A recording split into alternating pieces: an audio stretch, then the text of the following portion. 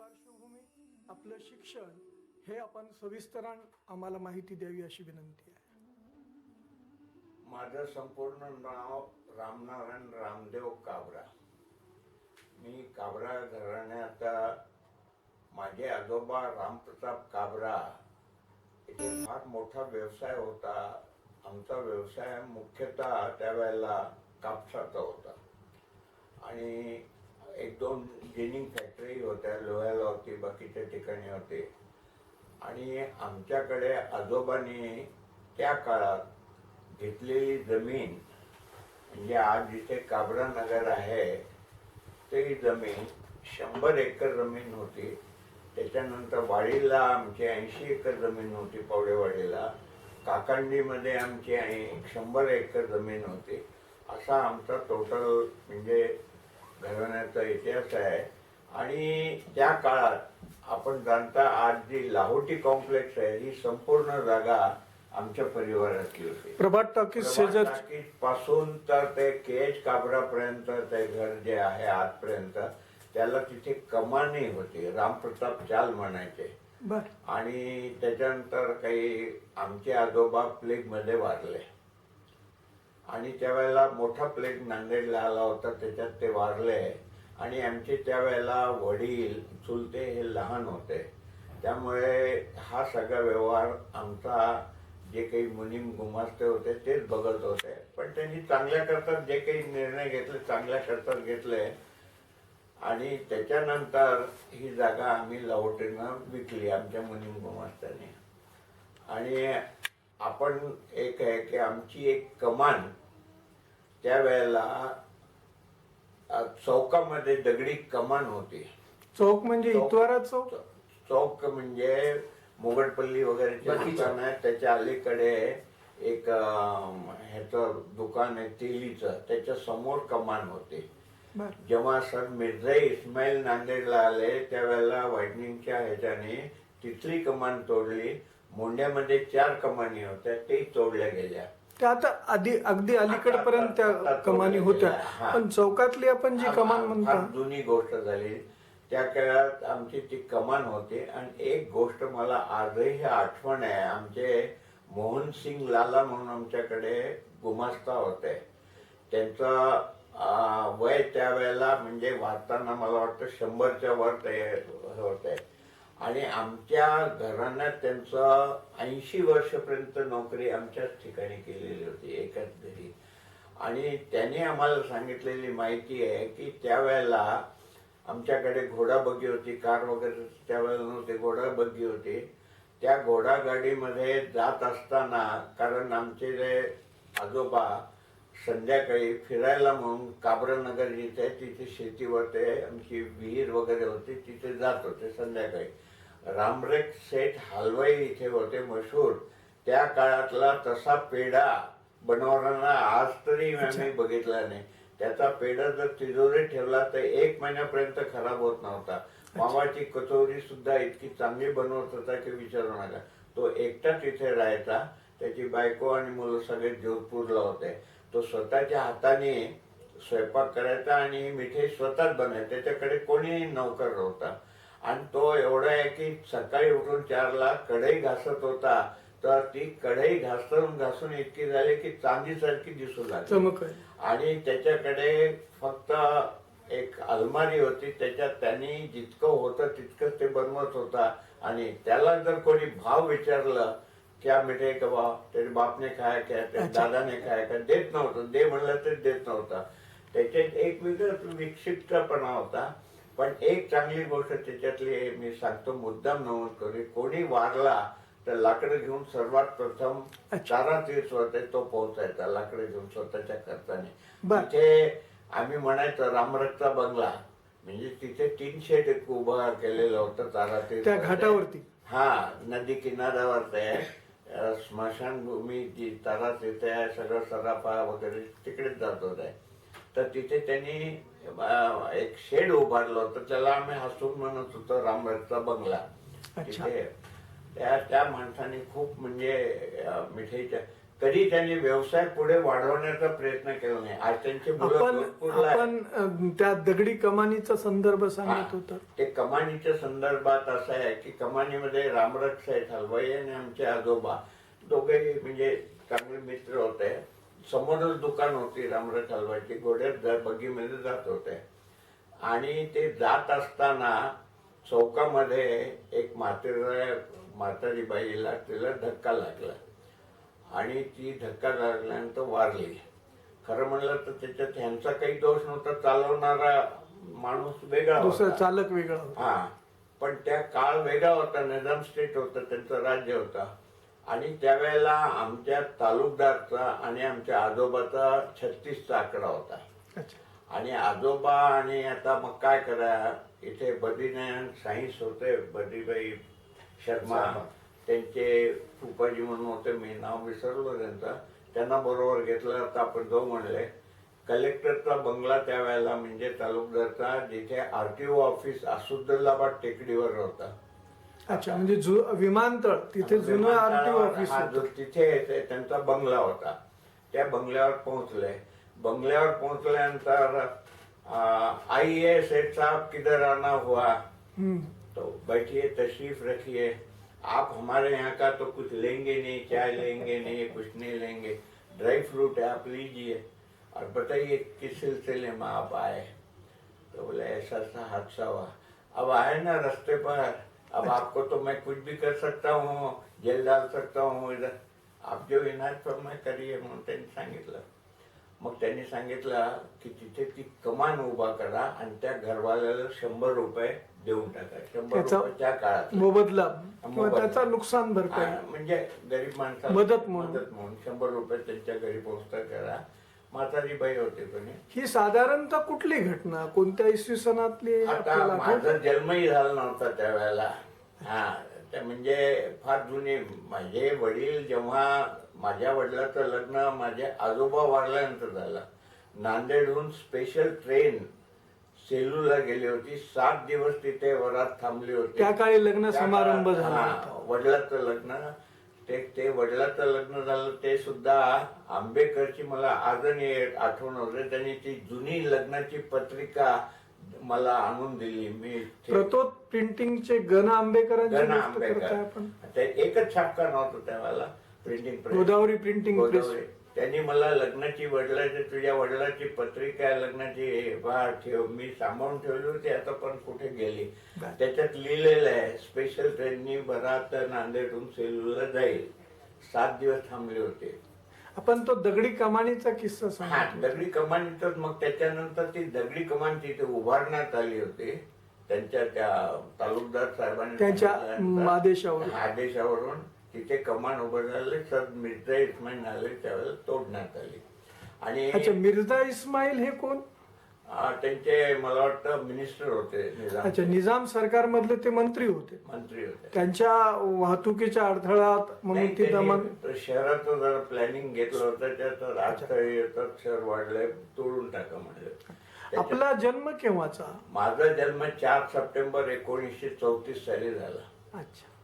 आणि माझा जन्म ज्या वेळेला झाला त्यावेळेला मला वाटतं बंदुकीच्या फेऱ्या काहीतरी झाडण्यात आलं होतं खुशीने. बंदुकीचे बार उडवण्यात आले. बार उडवण्यात आले. माझं बालपण नांदेडमध्ये गेलं. मी प्रतिभा निकेतन शिक्षण संस्थेमध्ये 7वी पर्यंत होतो, कारण त्या काळात 8वी तिथे नव्हतीच. 8वी 9वी 10वीला मदरसे फोकानिया म्हणजे मल्टीपर्पज हायस्कूल, आताची मल्टीपर्पज हायस्कूल, त्यावेळेस मदरसे फोकानिया. आमचं मीडियम ऑफ इन्स्ट्रक्शन उर्दू होतं. म्हणजे प्रतिभा निकेतन मधलं आपलं शिक्षण उर्दू मध्ये. इकडे त्या काळात सगळं शिक्षण आहे हे उर्दू मध्ये होतं. सरकारी कामकाज उर्दू मध्ये, अदालत म्हणजे कोर्ट मध्ये सुद्धा सगळं कामकाज उर्दू मध्ये होतं, कुठेही दुसरं नाही. आणि एक आहे, निजामनी राजा होता, त्यांनी त्या काळात जे केलंय उर्दू मध्ये सगळे ट्रान्सलेट करलंय. इतिहास भूगोल म्हणतो, तारीख व जिओग्राफिया, किमियात, केमिस्ट्रीला किमियात, तबियात आहे म्हणजे फिजिक्सला, अशा प्रकारे त्यांनी सगळ्या गोष्टीचं त्यांना ट्रान्सलेट उर्दू मध्ये केलं होतं. आणि प्रतिभा निकेतनची स्थापना 1945 ची सांगतात. आपण प्रतिभा निकेतन मध्ये केव्हा होता आठवतात? मी मला माहिती नाही. मी सर्जे गुरुजी आमचे हेडमास्टर होते आणि ती शाळा तिथे मिडल स्कूल होती. पी द सर्जे गुरुजी त्यावेळेला मिडल स्कूल होते. आणि इकडे चटर्जी म्हणून आमचे हेडमास्टर होते. मल्टीपर्पज म्हणजे मदरसे फोकानिया. हा, मदरसे फोकानिया. मॅट्रिक पर्यंत इथे शिक्षण झालं. मॅट्रिकचं सेंटर परभणी, नांदेड जिल्हा आणि परभणी जिल्हा म्हणून एकच सेंटर. कारण त्या काळात हायस्कूल जिल्ह्यामध्ये ही एकमेव, त्यामुळे विद्यार्थी कमी राहायचे. दोन्ही जिल्ह्याचे मिळून एका ठिकाणी परभणीला. आम्ही म्हणायचं बने तो बनी परभणी तो हरसाल. ही मन त्यामुळे प्रचलित झाली असं. आणि अशा प्रकारे 1951 साली मी मॅट्रिक पास झालो. आणि मी जेव्हा लहानपणी होतो त्यावेळेला सेवादल मध्ये मी काम करायचो. अच्छा, राष्ट्र सेवा दलाचे आपण राष्ट्रीय सेवा दल. अच्छा, त्याच्यात सेवा दलाचा प्रमुखही होतो. आणि त्या काळी आपले राष्ट्र सेवा दलातले आपले सवंगडी आपले वर्गमित्र कोण होते? मी ते सांगतो. आमचे वर्गमित्र हे जसं शिवानंद रायगावकर वगैरे हे बाकीची मंडळी होती, सगळे तिथे यायचे. आणि बाजूला चालायची एक स्वयं RSS ची शाखा, राष्ट्र शंकरराव सरदेशपांडे त्याचे ते हे होते, प्रमुख होते. आमचे दोघांचे भांडणं व्हायचे. अच्छा, तू खेळताना इकडून तिकडे गेला तर जसं पाकिस्तान आणि भारतात भांडणं होतं तसे आमचे भांडणं व्हायचे. बर. आणि खूप चांगलं सरसर म्हणून होते, त्यांचे जावई होते, ते त्यांचं नाव बाबूराव, नंतर BDO वगैरे झाले होते. ते चांगले सामूहिक गीत घ्यायचे. अच्छा, क्रुद्ध भूक पोटात घालू द्या विचार थैमान, शेतकरी फिरवी बळी नांगर. शेतकऱ्यावरती काव्य रचना असे एक सामूहिक गीत आणि हे गायचं. अशा प्रकारचे आमची एक व्यायामशाळा होती. सरसरचा वाडा म्हणून होता. यांचा जो घर आहे डोईफोडेचं जुना घर, विनायकराव डोईफोड्यांच्या घराच्या शेजारी LB देशमुखच्या तिकडच्या बाजूला गल्लीत तिथे आमचा व्यायामशाळा होती. त्याच्यात व्यायामशाळेमध्ये आम्ही जायचं. तिथे सुद्धा आम्ही हे करायचं, मलखांब वगैरे किंवा ते डबल बार, सिंगल बार, चेन, हे सगळं तिथे आम्ही करतो. शारीरिक खेळाची व्यवस्था त्यावेळेला तीच होती व्यवस्था. आपण ज्या काळामध्ये मदरसे फोकानियामध्ये होता त्या काळामध्ये मुक्तीसंग्रामाची चळवळ चालू झाली होती. मी तिथेच येतो. आमच्या घराण्यात म्हणजे माझे वडील ही त्यावेळेला खादी हाताने कातायचं चरखा, ती गुंडी नेऊन द्यायची खादी भंडारमध्ये आणि त्याच्या बदल्यात कपडा आणायचा आणि तेच कपडा घालायचा. बर. आणि माझे चुलते पण ते चरखा चालवायचा, तसंच ते म्हणजे आमच्या चुलत्याला 1942 क्विट इंडिया मुवमेंट मध्ये अण्णा ओंडेकर, बेहेड आणि हे तिघं सराफेतून झेंडा घेऊन अंग्रेजो चले जाओ घोषणा देत आले. यांना चौकात मारपीट केली आणि मग यांना निजामाबाद जेलमध्ये टाकलं. जवळपास 6 महिने 7 महिन्याच्या वर त्यांना जेलमध्ये ठेवलं. आणि त्या काळात त्यांना एवढा त्रास दिला, त्याच्यात बहिरे झाले. मनोहरचे पिताजी श्रीकिशन काबरा, मनोहर काबराचे पिताजी. आणि त्याच्यामुळे त्यांना मग आता स्वातंत्र्य मिळाल्यानंतर ताम्रपट आणि ते पेन्शन त्यांना मिळत गेलं. आणि त्याच्यानंतर माझ्या चुलतीला मिळत गेलं. आता चुलती वारली. अशा प्रकारचा आमचा एकंदर इथं घराणा होता. आम्हाला आधीपासूनच थोडंसं राष्ट्रीय प्रेम असल्यामुळे त्याच्यात आम्ही आपला व्यक्तिगत सहभाग ह्या मुक्तीसंग्रामाच्या आंदोलनामध्ये होता. मुक्तीसंग्रामाच्या आंदोलनात आमचं वय त्यावेळेला फार छोटं होतं. आम्ही मुक्तीसंग्रामात हैदराबाद मुक्तीसंग्रामात जे होतं त्या काळात रजाकारी पिरियडनी येथे वातावरण एवढं बिघडलं होतं. उमरीची बँक लुटली आणि त्यावेळेला नांदेडमध्ये खूप आमच्या त्या गल्लीत अरब गल्ली होती. अरब गल्ली नाव गल्ली ते वाचवत गिरगावकर म्हणून कॅशर होता तिथे उमरी बँकेमध्ये. उमरी बँकेच्या. त्याला आबासाहेब लहानकरनी मारलं होतं. ती बँक लुटताना त्यांची गोळी झाडली होती. त्याचे 4 ग्रुप होते वेगवेगळे. एक बँकेत गेला, एक पोलीस स्टेशन मध्ये गेला आणि एक रेल्वेचे. कारण त्याला कम्युनिकेशनचं साधन नव्हतं त्यावेळेला. फक्त रेल्वेतच टेलिफोन होता आणि येणाऱ्या जाण्याकरता रस्ते नव्हते. तर हे वेगवेगळ्या 4 ग्रुपने आले होते. एक ग्रुप जे गेला होता बँकेवर त्यांनी आधी त्या पहिरेदाराला मारलं. मग ह्याला म्हणाले की तू चाबी दे. ते म्हणलं देत नाही. मग ह्यांनी म्हणले आम्हाला वेळ नाही, गोळी मारली. त्याच्यात ते मृत्युमुखी पडला होता. अशा प्रकारचे ते झालं. आम्ही मग रजाकारी पिरियडमध्ये इथे वातावरण फारच गरम झाल्यामुळे आम्ही रजाकार पिरियडच्या वेळेला नांदेड सोडून नाशिकला गेलो. नाशिकला आम्ही फक्त इथे वडील एकटेच राहायचे आणि संपूर्ण परिवार नाशिकला स्थलांतरित झाला तो. हा, स्थलांतरित तिथे एक किराणी घर घेतलं होतं. त्या ठिकाणी आम्ही राहत होतो आणि तिथे मग मला ऍडमिट केलं एका शाळेत, भोसले मिलिटरी हायस्कूल. बर. 8वीला मी तिथे. भोसला मिलिटरी स्कूलचे आपण विद्यार्थी आहात? नाही, विद्यार्थी म्हणजे काही काळाकरता. अच्छा, म्हणजे समर कॅम्प वगैरे मध्ये तुम्ही? नाही, ऍक्च्युली ती शाळा असं आहे, तिथे मेडिकल ऑफिसर यायचा, छाती मारायचा बरोबर आहे की. सकाळी उठल्या की 5ला शिटी बरोबर ते आपला निघायचा पीटीला, आणि पीटीला बरोबर नाही केलं तर पाठीमागून लात मारायचा कर्नल. त्यामुळे कोलांची उडी खाली. थंडीमध्ये पोहा, स्विमिंग करा, घोडेदौड. एक अग्रवाल म्हणून होता तो तिथला एक विद्यार्थी, सिनियर विद्यार्थी होता. तो नंतर इन्स्पेक्टर वगैरे झाला, आंध्रामध्ये हैदराबादला होता. आम्ही ते सगळं बघितल्यानंतर सिटीवाले बरं, ज्यांनी उष्ट टाकलं त्याला बंदूक हातात देऊन फेरी फेरी मारायची. मैदानाला फेरी मारायला अवघड वाटलं. आम्ही आपला शरणपूर रोडला बंगला होता आमचा. शरणपूर रोडला आलो. आम्ही आमच्या आईला सांगितलं, बाबा तिथे नॉनव्हेज खाऊ घालतात, अंडे खाऊ घालतात, मला तिथे बरोबर वाटत नाही, मी जात नाही म्हणून. ते सामान तर घेऊन ये म्हणलं. पेटी तिथं जाऊ दे, वळकटी तिथे जाऊ दे, मच्छरदाणी होती, मी आता तिथे जात नाही. तितक्यात ते अग्रवाल घोडेस्वार 2-3 घेऊन आला.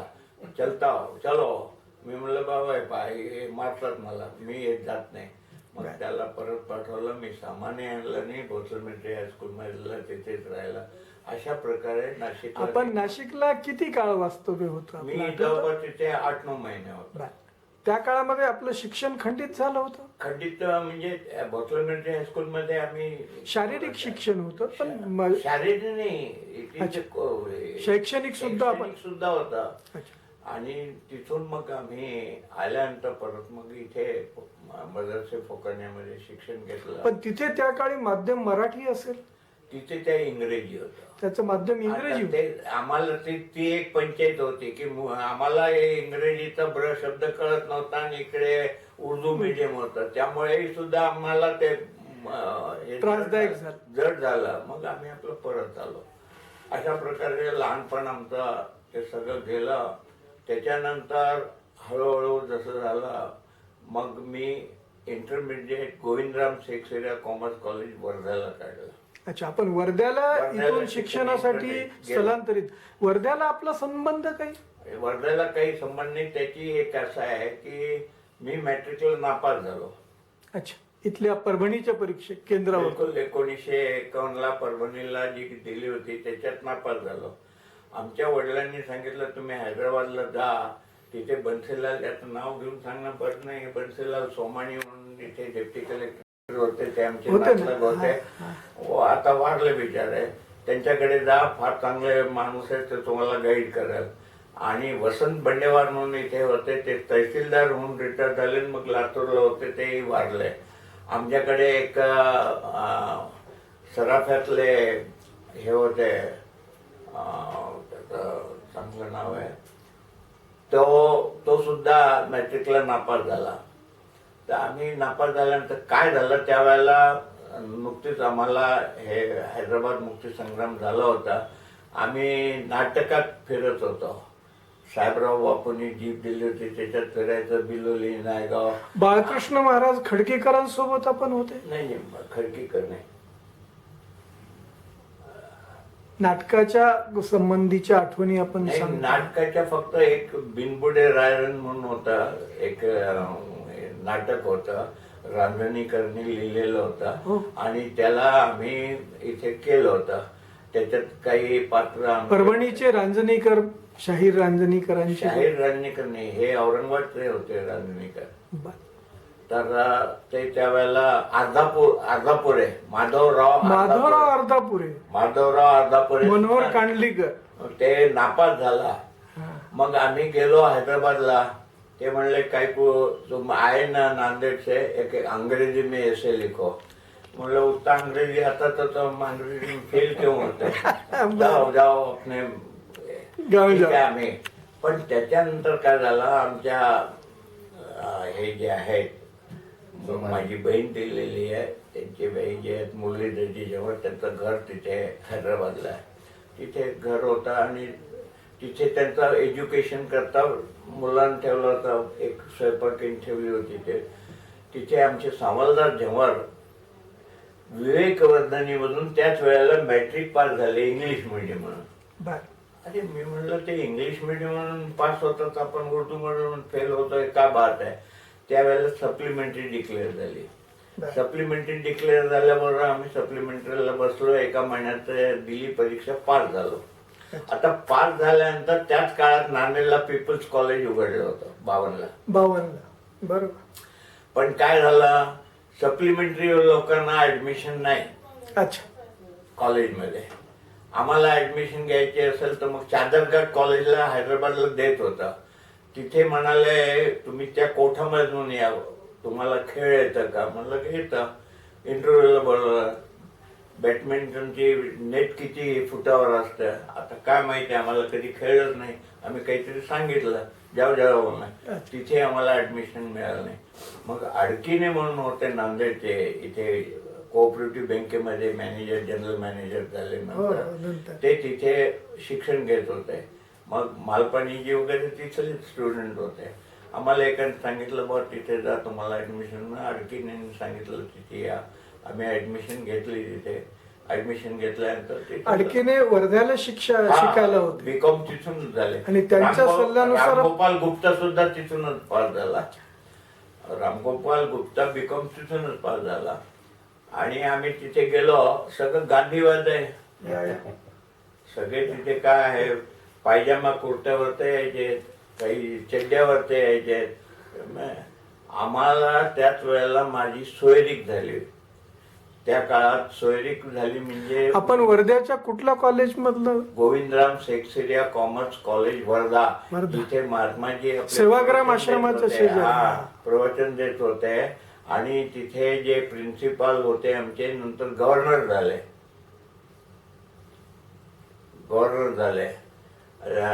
बजाजचे जावई होते. राहुल बजाजचे वडिलांची बहीण दिलेली मदालसा देवी म्हणून होते अग्रवाल. आणि ठाकूरदासजी बंग तिथेच होते. ठाकूरदासजी बंग तिथेच होता.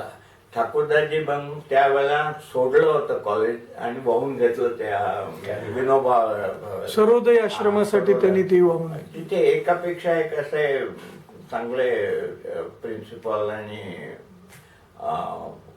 प्रोफेसर्स होते. मग तिथे आमची परेशानी काय झाली, आम्हाला सेवा दलाचा थोडा अंगात रक्त होता. आणि तिथले पोरं जात होते हॉस्टेलमध्ये, ती चड्ड्या घालून, लाठी घेऊन, काळी टोपी घेऊन, चलो मला आमने आते कसं नाही. मग भानगड व्हायची. मग आम्ही तिथून परत येण्याची तयारी होती. मग आणखीन आम्हाला थांबवलं, जाऊ दे असंच कर. म्हणजे राष्ट्रीय स्वयंसेवक संघाचा तिथे पगडा होता. त्यावेळेला तिथे पगडा होता. आणि त्याच्या त्रासामुळे आपण शिक्षण तिथून सोडायचं असा नाही, तिथून शिक्षण सोडून आपल्या परत इकडे यायचं असा विचार झाला होता. सोडलं नाही. इंटरमिडिएट तिथेच पास झाला. गादेवार म्हणून होता इथे, गादेवार आहे तो हिस्लॉप कॉलेजला होता. आणि एक सांगायचं राहिलं, मी पास झाल्यानंतर मॅट्रिक बंडेवारला वाटलं हा कसा पास झाला, त्यांनी परीक्षा दिली, तो पास झाला आणि तहसीलदार झाला. माधव अर्धापुरे फेल झाला होता मॅट्रिकला. त्याला याची गोष्ट लागली की बाबा हे सगळे पास होतात, मी कसं नाही. तो दुसऱ्या अटेम्प्टला मॅट्रिक पास झाला. नंतर MA फर्स्ट क्लास झाला. आणि परली वैजनाथला थर्मल मध्ये ते कॉलेजचा प्रिन्सिपल झाला. अच्छा, कॉलेजचा प्रिन्सिपल झाला. मॅट्रिकला फेल झालेला विद्यार्थी तो म्हणजे तो त्यांच्या- नाटकातही खूप काम करायचा. त्यांची हिस्ट्री आहे आमच्याकडे. माधव अर्धापुरे, माधव कांडलीकर, पद्माकरराव लाटकर, हा. त्या काळची ती नाटकातली श्रेष्ठ मंडळी हो. होती. म्हणजे तुम्ही मॅट्रिक मध्ये पास झालात, हे रोल मॉडेल हे सगळ्यांना कामी आलं. रोल मॉडेल म्हणजे त्यांनाही वाटलं की हा पास होतो तर आपल्याला काय कमी आहे, त्यांनी आपल्याला ती सुरुवात- प्रेरणा झाली प्रेरणा त्यांची. झाली, ती पास झाले. मग तिथून इंटरमिडिएट पास झाल्यानंतर त्यावेळेला काळात माझा म्हणजे वर्ध्याला असताना माझी सोयरीक झाली. अच्छा. उमरीमध्ये बंकटलालजी सारडा म्हणून नगराध्यक्ष होते उमरीचे त्या काळी. त्या काळात, आणि शंकररावजीचे खास स्नेही. शंकररावजी केव्हाही त्यांच्यामुळे त्यांच्या निवडणुकीत त्यांनी खूप काम केलं. बाईसाहेब किंवा शंकररावजी त्यांना काकाजीच म्हणायचे. आणि म्हणजे शंकररावची दुसरी निवडणूक, हातगावची निवडणूक हातगावची झाल्यानंतर झाली, भोकर. त्याच्यानंतर जेव्हा भोकरमध्ये उभा. ह्या लोकांनी खूप मदत केली त्यांनी, आणि काकाजीच म्हणायचे. आणि अशोकरावला तर कडेवर घेऊन फिरायचे ते. बर. मुंबईला गेलं म्हणजे बाईसाहेब म्हणायचे काकाजी आले, चला बाजाराला जाऊ. त्यांचा कौटुंबिक जिव्हाळा होता. जिव्हाळा होता. मला माझ्या सासूबाईचं नाव आठवण नाही, पण त्यांनी ते विचारायचं की कशी आहे राजूबाईची, कशी आहे अच्छा. तब्येत, कशी आहे. आणि हमखास तिथे उमरीला गेले तर शंकररावजी घरी जायचे. असा एक आमचा संबंध होता, आणि त्या संबंधामुळे पुढे मला निवडणुकीत ते तिकीट वगैरे मिळालं. आणि आता झालं ते झालं ते सोयरीक झाली.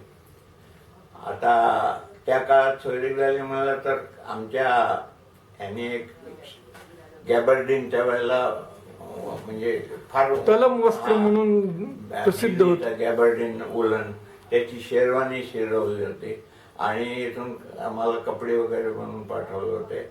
आणि आमच्या सासऱ्याने त्या वेळेला एक थैलाभर काजू, किसमिस, अक्रोड, बदाम हे सगळं पाठवलं. ते इतकं कुठून खाणार आम्ही, सगळ्या हॉस्टेलला वाटलं. अच्छा, त्याच्यानंतर- वर्ध्याला पाठवलं तुमच्याकडे. वर्ध्याला पार्सल पाठवलं, आणि अच्छा. आम्ही सगळ्यांना खाऊ घातला.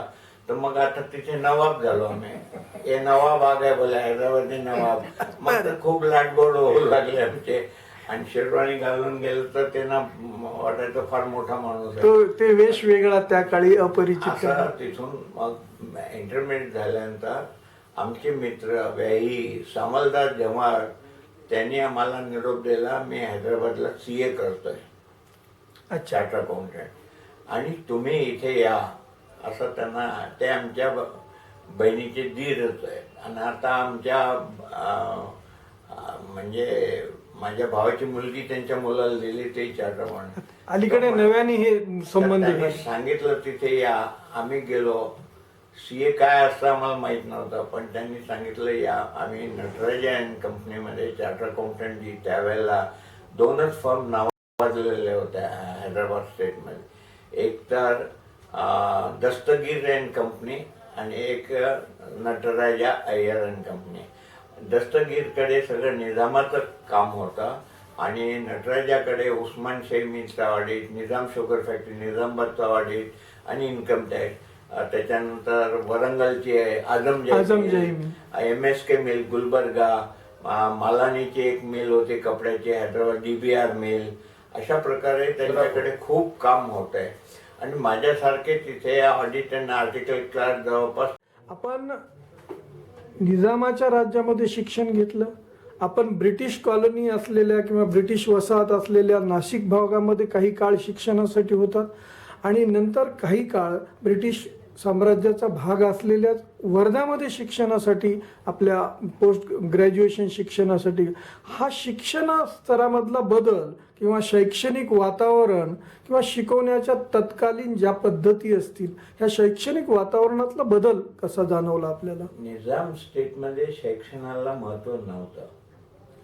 फक्त नवाब लोक जे होते, आणि नवाब लोकच अधिकारी होते. नवाब लोकांच्या करता वेगळं कॉलेज हैदराबादला होतं. त्याच्यात फक्त नवाबांच्या मुलालाच ॲडमिशन मिळत होते, आणि त्यांचं ते चांगलं शिक्षण होतं.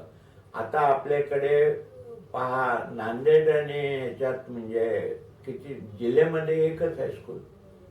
हो, ते तर जिल्ह्याला हायस्कूल, सुभेदारीला कॉलेज, आणि युनिव्हर्सिटी उस्मानिया एकच होती. पण तिथे काय आहे की तिथे प्रगत होता आधीपासून. मी तुम्हाला सांगतो, कॉमर्सचे आम्ही स्टुडंट असल्यानंतर तिथे विद्यार्थ्यांची बँक होती. अच्छा, त्यांची स्वतःची पतपेढी. पतपेढीनी बँक, बर. पतपेढी म्हणा, हा, बँक हा. म्हणा. विद्यार्थ्यांनी आपला पैसा आलेला त्याच्यातच जमा करायचा आणि फी द्यायचा आणि काय खर्च करायचं त्याच्यात उचलायचं. ती ट्रेनिंग आपोआपच विद्यार्थ्यांना, सिनियर बीकॉमची मुलं किंवा इंटरमिडिएटची मुलं त्याच्यावर बसवायचे. मग त्यांना bookkeeping वगैरे सगळं- कॅशर असायचा, एक अकाउंटंट, एक ब्रँच मॅनेजर, सिग्नेचर टॅली करायचा. अच्छा. हे सगळा प्रकार बँकिंग त्याला व्यवहाराची माहिती माहिती प्रत्यक्षात देत मिळत होते. होती. या तोच आम्ही ब्रिटिशकालीन शिक्षण पद्धती, निजामाच्या काळची शिक्षण पद्धती ह्याच्यातला फरक जाणून घेण्याच्या अपेक्षेने. नाही तर निजाम स्टेट मध्ये आमच्या त्यावेळेला, अरे ते आलं नाही का? आले नंदुवाले. हा? नंदुवाले. नंदुल पाठव.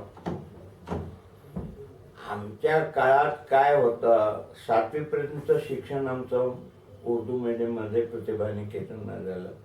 त्यावेळेला सरजी गुरुजी होते, नामांकित विद होते. सरजे. हा. आणि ते इतकं त्यांचा वचक होता की विचारू नका. दरारा होता. कोणी उशिरा आला तर त्याचा बिलकुल असं रुळणे मारायचे. देलं महाजन होते, एकापेक्षा एक. नंतर मग आपले कुरुंदकर वगैरे नंतर आले. त्यावेळेला आम्ही हायस्कूलमध्ये होतो. लप्र पांडे होते. हा, पांडे गुरुजी वगैरे नंतर आले. अच्छा. तर हे त्यावेळेला का चहा बनवून आण, पण ती आवाज येत नाही का? आपल्याकडे पद्धत त्यावेळेला होती शिक्षणाची. पोद्दार शाळा असायच्या. पोद्दार म्हणजे मोडी शिकवायचे आणि ते काय म्हणतात, पाडे.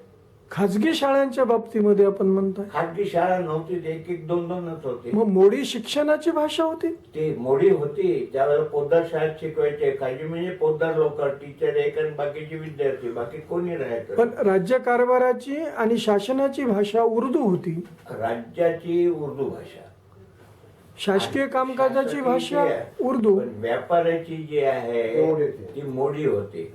त्याच्यातच वही खाते मोडीमध्ये लिहायचे, हो. पत्रव्यवहार मोडीमध्ये व्हायचा. त्यामुळे मोडी शिकत होते. पण नंतर काय आहे, देर वॉज नो ऑप्शन, उर्दूमध्ये शिकलं पाहिजे. मग उर्दू मीडियमच होतं. आणि मग हळूहळू मराठी मीडियम सुरू झालं. आम्ही जेव्हा 8वीत गेलो इथे, मग प्रतिभानिकेतनमध्ये मराठी माध्यमाची हायस्कूल चालू झाली. मग सुरू झालं. 7वीला आलं. अच्छा. असं. आणि तिकडच्या शाळेचा प्रबंधन एकंदर व्यवहार वेगळाच होता. तो बघायला मिळाला हैदराबादला. प्रॉपर हैदराबादच्या ज्या कॉलेजेस, शाळा होत्या, विवेकवर्धनी, हैदराबादच्या नामांकित शाळा. नामांकित शाळा होते. आणि अशा शाळा होता. आता त्याच काळात मी सांगत होतो की माझं लग्न झालं 1954ला. इंटरमिडिएट झाल्यावर लग्न झालं. आणि लग्न झाल्यानंतर आम्ही हैदराबादला बीकॉम करायला आणि CA करायला गेलो. CA मी आर्टिकल क्लार्क, ऑडिट क्लार्क म्हणून नटराजाकडे राहिलो. त्यावेळेला सवलत होती, तुम्ही बीकॉम इन मिल वाईल करा. अच्छा. तर मी नाईट कॉलेजला, समोर मी दोघंही, नाईट कॉलेज होतं निजाम कॉलेज. निजाम कॉलेजमध्ये नाईट कॉलेज होतं. तिथे आम्ही बीकॉम कम्प्लीट केलं. म्हणजे आमचं उर्दू मीडियम इथलं, हिंदी मीडियम वर्ध्याचा आणि तिथे इंग्रजी मीडियम. सुरुवातीला काहीच कळणार, काय काय सांगायला लागलं प्रोफेसर, काय नाही. मग हळूहळू आम्ही काय केलं, इंग्रजी पेपर घ्यायचा, डिक्शनरी बरोबर ठेवायची, थोडं थोडं त्याच्यातनं काढायचं. असं हळूहळू सुरू झालं. इंटरमिडिएट बीकॉम झाल्यानंतर मग CA ची आर्टिकलशिप झाली. ऑडिट क्लर्कहून आर्टिकल क्लर्क. आमच्या त्या कंपनीमध्ये जवळपास 30 आर्टिकल क्लर्क किंवा 30 लोक होते आमच्यासाठी शिकणारे. शिकवू. आणि चार्टर्ड अकाउंटंट 2 पेड होते आणि 4 पार्टनर होते. अच्छा. एवढी मोठी कंपनी होती. आणि त्यांचं फार मोठं काम होतं, इन्कम टॅक्सचं बी काम होतं. मी सुरुवातीला इन्कम टॅक्सचंच काम बघत होतो. ऑडिटला फक्त उस्मानची मिलला यायचा किंवा आदमजेलला जायचा, नाहीतर MSK मिलला जायचा. स्टॉक टेकिंग, दर 6 महिन्याला स्टॉक टेकिंग व्हायची. सावंत आणि पाटील ही अशी एक फर्म त्या काळामध्ये होती. नाही नंतर आली ते भागवत पाटील वगैरे जे आहेत ते नंतरच, पण नावाजलेले ह्या दोनच फॉर्म होतात. हैदराबादमध्ये नावाजलेल्या ह्या दोन फॉर्म दोन होत्या. फॉर्म होतात त्यावेळेला. मग अशा मग सुरू सावंत आणि पाटील सुद्धा ही हैदराबादची फर्म होती. त्याची शाखा पुढे नांदेडमध्ये आली. आली. आपले पालक साहेब त्याच्यातच होते, पण नावाजलेल्या ह्या दोन फॉर्म होता. त्यांच्याकडे खूप कामं असायचे. आणि एक किस्सा सांगायचं विसरलो, जेव्हा मी स्टॉक टेकिंगला नांदेडला आलो, आता त्या काळात फर्स्ट स्टॉक टेकिंग म्हणजे उस्मानशाही मिल मधलं सगळं स्टॉक चेक करायला अच्छा. 6 महिन्याला आणि इयर एंडला यायचा. अच्छा. तर त्याच्यात आम्ही मागून घ्यायचं हे काम, आणि नांदेडला यायचं म्हणजे जरा बरं वाटायचं. इथे एकदा आम्ही ह्याच्यात आलो, आता कुपे होता त्यावेळेला फर्स्ट क्लासचा, रेल्वेच्या कुपामध्ये. हा कुपे कुपेमध्ये फर्स्ट क्लासचा. कुपा. केबिन. दोनच सीट असतात त्याच्यात. कुपे म्हणून मी उतरलो, माझ्याबरोबर माझा असिस्टंट उतरला. ते रेमोद्दीन म्हणून वॉच अँड वॉर्ड सुपरवायझर. त्या काळात ती एकच व्हॅन उस्मानशाही मिलची गाडी होती. गाडी घेऊन आला, 4 जेवण घेऊन आला, सॅल्यूट मारलं, सामान उतरलं. शंकररावजी स्टेशनवर ते होते. अच्छा. शंकररावजीने विचारलं काय झालं. आता त्यांना वाटलं त्यावेळेला नगराध्यक्ष होते. अच्छा. शंकररावजी त्या काळी नगराध्यक्ष. शोभलदा. म्हणजे काही नाही, मी उस्मानशाहीच्या ऑडिटला आलो, बाकी काही नाही मला. अच्छा अच्छा. म्हणजे मला अद्याप स्ट्रक होती ती गोष्ट. त्यांनी विचारलं होतं. त्यावेळेला एकच गाडी होती. त्या नांदेड शहरात टोटल 3-4 गाड्या होत्या. एक उस्मानशाही, एक बाजेसाहेबकडे होती, एक दातीवाल्याकडे होती. अशा 4-5 गाड्या होत्या. तर त्या मिलमध्ये जायचं, स्टॉक टेकिंग यायची, 3 दिवस राहायचं आणि मग जायचं. पण घर तर इथेच होतं, पण तिथे आपण आपल्या लग्नाची गोष्ट लग्न, माझं लग्न 1954 साली इंटरमिडिएट झाल्यावर झालं. उमरी 3 दिवस तिथे वरात थांबली. जवळपास इथून 300-400 लोक गेले होते. मला आजही आठवतं माझ्या लग्नाचा प्रभात बँड पुण्याचा, राजकमल स्टुडिओचा, बर. तो बँड इथे आला होता लग्नात. आणि तोच बँड मग उमरीला गेला. माझी वरात निघाली इथे लग्नाच्या आधी. काय म्हणतात तुम्ही, बिंदोरी म्हणतो. बिंदोरीमध्ये निघाली तर ते लोक सगळे ते ऐकायला, बँड बघायला नाही, बँड ऐकायला झुंबट लागली होती. इतकं सुंदर. त्या काळात ती सगळी माणसं ट्रेननी आली होती. तर सेकंड क्लास त्यावेळेला इंटरमिडिएट सेकंड असं होतं, त्याच्यात आले होते. आणि भरपूर तोच बँड मग उमरीला गेला. पुरी उमरीला लाईटनिंग सजवण्यात आली होती. लाईट नव्हतं नांदेडला, लाईट नव्हतं. आमच्या काळात सुद्धा काय आहे, उस्मानशाहीहून लाईट यायची, बल्ब इतकं 0चं चालायचं. पंखे विंखे तर नव्हतेच, रेडिओ पण नव्हते. नंतर रेडिओ 1-2 आले, पण लाईटच नव्हती. उस्मानशाहीची मिल त्यावेळेला पुरवठा करण्यात येत होती. ती उमरीला लाईट कुठून होती? नाही, हे आणलं त्यांनी, जनरेटर सेट. जनरेटरनं पूर्ण गाव त्यांनी लाइटिंग केलं. आणि हे आहे. आणि एक आश्चर्याची गोष्ट आहे, तिथे त्यांचे काम म्हणजे आडत्यामध्ये काम करणारे लोक असतात, शेतकरी लोक आडत्यामध्ये माल देतात. त्यांनी 100 म्हशी आणून बांधून टाकले. दूध काढा, चारा टाका आणि ह्याच्यातनं घ्या. आणि त्याच्यानंतर असं झालं की आता वरातीत स्टेशनहून तिथपर्यंत नेण्याकरता आता जी जिनिंग फॅक्टरी आहे यांची, बाबासाहेब गोरटेकरांनी ते सहकारी तत्व, सहकारी, त्या जिनिंग मध्येच व्यवस्था होती. तिथे वरात म्हणजे नवरा देवाला घेऊन जाण्याकरता गाडी कशी जायची उमरीला, कार ट्रेन मध्ये टाकून तिथे आणले. तिथून आम्हाला म्हणजे त्या काळी रस्त्याने उमरीला जाता येत उमरीला रस्ताच नव्हता. ट्रेन हे त्यामुळेच उमरी बँक का लुटल्या गेली, रस्ताच नव्हता म्हणून तिथून घोडेस्वारांनी बैलबंड्यांनी उमरखेडला पळाले. उमरखेडला तो रुपयाचा साठा आणि सगळी लूट तिथे हलवली. त्यावेळेला काहीच नव्हतं, साधन नव्हतं, टेलिफोन नव्हता. आश्चर्याची गोष्ट आहे, नांदेडला जेव्हा आम्ही टेलिफोन करायचो म्हणून इथे यायचो, शिवाजी पुतळ्याजवळ तिथे हेड ऑफिस होता. त्याला म्हणायचं बाबा लावून दे, घंटा 2 तास झाले, बेंचवर बसायचं. 2 तास झाले रे बाबा लावून दे ना, लगता नाही. म्हणलं ठीक आहे.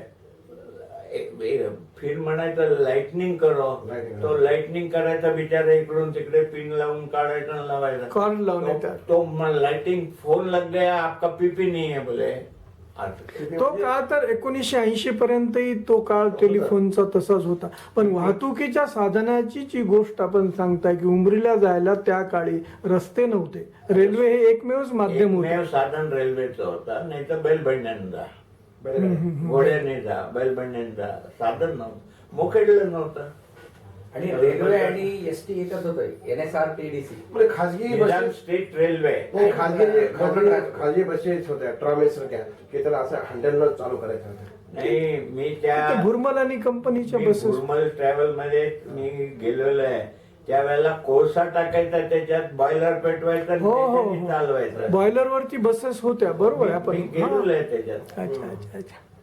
मग आपण लग्नाच्या वरातीपर्यंत आलो. हा, लग्नाच्या वरातीमध्ये म्हणजे 3 दिवस झाला, खूप शानदार मोठं लग्न झालं. आजपर्यंत नांदेडला झालं नाही एवढं मोठं लग्न झालं. सगळे लोक, आणि ते बँडमुळे राजकमलचा band. राजकमलचा बँड. हा, आणि खूप चांगले म्हणजे त्या काळी ह्या आपल्या लग्नामध्ये आपले वर्ध्याचे, आपले हैदराबादचे कोणी मित्र आपल्यासोबत आले होते. मित्र आले होते ना. अडकीने लग्नात आला होता. हे सगळे ह्या आपल्या स्थानिकच्या शिवाय बाहेरची नाही, बाहेरचे आता निजामाबादहून आले, हैदराबादहून आले, समलदार तुमचे वर्गमित्र. नाही, वर्गमित्र इथलेच होते. तिथले वर्गमित्र फार कमी होते मला. इथे सगळे होते. बंडेवार होता आमचा, तो तहसीलदार झाला. अर्धापुरे होता, अच्छा. तो प्रिन्सिपल होता. हे सगळे मित्र. आपले गाय नाथा नेरळकर होता. नाथराव नेरळकर. नाथराव नेरळकर पुढे येऊ बहिणीच्या लग्नाच्या त्यावेळेला. अच्छा, त्यांच्या बहिणीच्या लग्नामध्ये माझ्या त्यांच्या बहिणीच्या मैत्रिणीचा. लग्नाला नंतर मग शंकररावजी स्वतः सगळ्या लग्नात हजर होते. ते तुमचे कौटुंबिक सदस्य आमच्या उमरीचे संबंध होते, त्यामुळे ते सगळ्या लग्नात आलेले. आमचे लहान भावाची वरात तिथे गेली होती निजामाबादच्या आरमोरला. तिथे अंदासराव लवेकर, नाथराव नेरळकर, शामरावजी कदम, शंकररावजी, आम्ही सगळे मंडळ. तिथे नाथराव नेरळकरनी अंदासरावनी तिथेच बसून एक मंगलाष्टका तयार केली. ती गायली कोणी? नाथरावने. आणि आज ती सगळ्या ठिकाणी गायली जातात. जेव्हा केव्हा ते ऐकतो ना, मला फार बरं. एखादं वाक्य दिलं तर? आता इतकं नाही, वाचताना मी सांगेन. अच्छा. लक्षात ते मला काही आठवण नाही. आणि मिट्टी का शेर. मिट्टी का शेर ते नाव ऐकतोय, मला काही माहिती नाही. तुझं मातीचा होता आहे तिथे शेर आहे. आपण आपल्या प्रतिभा निकेतनच्या काळामध्ये जी प्रार्थना होती ती आठवत? नाही, प्रतिभा निकेतनची मला आठवण नाही काय हव्याच होतं. मला मदरसे फोकानिया.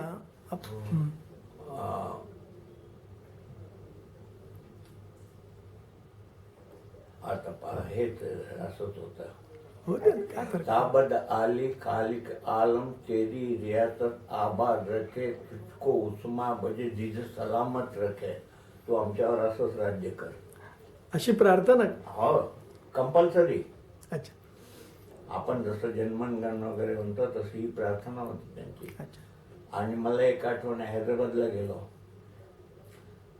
राजा की सवारी आ रही, मी रिक्षात होतो, सायकल रिक्षा. उतरो महाराज. मैं बोला क्या बात हो गई भाई? साइडला घेतलं, उतरो म्हणलं. निजाम की सवारी जा रही बोले. ते निजाम तिथून निघून ह्याला जायचा, तो नया पूल जवळ त्यांची हे आहे, दर्गा वगैरे काहीतरी मस्जिद आहे, तिथे नमाज पडायला. उतरो म्हणलं. फर्सी सलाम करना बोले. मतलब ये क्या है? बोले झुक के सलाम करो. मैं बोला वो कहाँ देख रहा, वो देखो मत देखो, आपण करणार. त्याला फरशी सलाम म्हणायचं. फर्सी सलाम म्हणजे फर्शीला हात लावून तो म्हणजे फर्सी सलाम इतकं झुकून करा. तितके झुकून करा. ते अलीकडच्या काळापर्यंत आपल्या तहसीलमध्ये होतं ते. अलीकडच्या. आणि पाठ दाखवायची नाही. हो, ते बाहेर निघताना पाठ नाही दाखवायचे. राज्यपाल ज्यांना आलियावर्जंगाला आमची ट्रेनिंग घेतली 2 दिवस आधी. SP आलियावर जंग कुठल्या निमित्तानं? अच्छा, तुमच्या नगरपालिकेच्या कारकिर्दीमध्ये आलियावर जंग आले आम्ही होते. स्वागत केलं होतं त्यांचं. आलियावर्जंग, मिसेस आलियावर्जंग आली, शायल ते आली, त्यांनी ते कॉफी बी दिली, किल्ल्यामध्ये जेवण ठेवलं होतं. फार चांगला कार्यक्रम झाला. माझ्याकडे 64 हा, ठीक. नाही, मैं 69 में नगराध्यक्ष था तभी आए, 69, 70, 71। डॉक्टर बाबा साहेब आम्बेडकर के पुतले में वसंतराव नाईक के 68 का है। दानी, शांताबाई दानी, वो अभी गुजर गए सो भैया साहेब आंबेडकर, भैया साहेब आंबेडकरांची गोष्ट. भैया साहब ने हे वाढले ना, हा, रासू गवई. रासू गवई, गवई रासू ये गवई. सब आए थे ना, शंकरराव पिछे उस समय चीफ मिनिस्टर नाईक साहब थे. आपण आपल्या लग्नानंतर आपल्या हैदराबादच्या परीक्षा किंवा सीएचं सगळं शिक्षण संपवून ते सीए ची परीक्षा सांगतो, आज तरी सगळी सीए करता कोचिंग क्लासेस आहेत सगळे. त्यावेळेला आम्हाला माहीतच नाही सीए काय असतं, फक्त बुक्स रेफरन्स करता दिले, ते बुक्स वाचा आणि परीक्षा द्या. त्यावेळेला काही ट्युटोरियल क्लासेस नाही, काही नाही. त्याच्यातनं आम्ही मार्क काढला. पण ज्या माणसाने मला बोलवलं हैदराबादला शिका म्हणलं, तो पास झाला नाही, मी पास झालो. बर धुंडा महाराज देगलूरकरचा मुलगा भागवत देगलूरकर सुद्धा आमच्या बरोबर होता. बर तो सुद्धा भागवत देगलूरकर सीएची परीक्षेला तिथेच होता आमच्या बरोबर नटराजन कंपनी. तोही पास झाला नाही. नंतर चामलदास आणि भागवत असं इन्कम टॅक्स ते वकील निजामाबादला सुरू केले होते. अच्छा. धुंडा महाराजचा मुलगा त्यांनी तिथे निजामाबादला फर्म सुरू केली. इन्कम टॅक्स सेलटेकची प्रॅक्टिस सुरू केली होती. अच्छा अच्छा. असं करत करत आम्ही पास झालो. पण पास झाल्यानंतर म्हणजे परीक्षेच्या जेव्हा नटराजन कंपनीचे आर्टिकल संपले, त्याच्यानंतर मला ऑफर आला नटराजन कंपनीचं, तुम्ही इथेच थांबा आणि तुम्ही इथे सर्व्हिस करा, परीक्षा नंतर द्या, पास होताल तेव्हा पावताल, आपण इथे राहा. आम्हाला वाटलं उस्मान शेवाल्यांना बोलवलं, यांचे रिलेशन झालेले होते ना, तुम्ही ऑडिटला येत होता अधिकारी त्याने. वगैरे सगळे ओळखीचे झाले. एक ते दम्मानी म्हणून होता, नाही तुम्ही जॉईन करा उस्मान शाही. ते टाय सूट बूट घालून गाडी यायला. दमानियाचा काळ सांगताय, दमानी- तो राज्य वस्त्रोद्योग महामंडळाने नाही, ती तो मिल नाही, तो वेगळा दमानी. हा दमानी म्हणून एक होता इथे आमच्याकडे. त्यावेळेला ही कंपनी जी आहे ह्यांनी घेतली होती, मुंदडा. मुंदडा, हरिदासजी मुंदडा त्यांनी घेतले होते आणि त्यांचे माणसं आणलेले होते. त्यांनी ही आम्हाला सांगितलं तुम्ही या. आम्ही तिथे जॉईन झालो अकाउंट्स ऑफिसर म्हणून. 200 रुपये महिना पगार. ही केव्हाची घटना आहे? ही 70 साल आपल्या 64-65 होईल. अच्छा. त्याच्यानंतर ते काय झालं तिथे काय अट्रॅक्शन होतं, सकाळी गेले की टेबलावर कॉफी यायची, चहा यायची, त्यांना म्हणाल बरदास्त होती तुम्हाला, गाडी शाही यायची, बरदास्त. गाडी यायची, बँकेला जायचं गाडी घेऊन जा, हे सगळं. त्याला आम्हाला तर वाटलं नटराजन कंपनी झालं, इन्कम टॅक्सला रोज जा, त्या अधिकाऱ्याकडे बस आहे, हे आपलं बरं आहे. पण माझ्या सोबतीला एक होते आरबी काबरा मुरुमचे, ते मात्र तिथेच राहिले.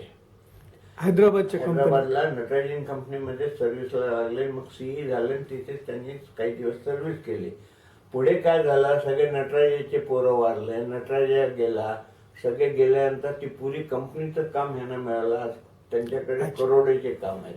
अच्छा. आणि तोही वारला आता, अरबी काबरा परवा त्यांना मुलगा चार्टर अकाउंटंट. आम्ही इथे आलो सर्व्हिसला उस्मानशाही मध्ये. उस्मानशाही मिलला.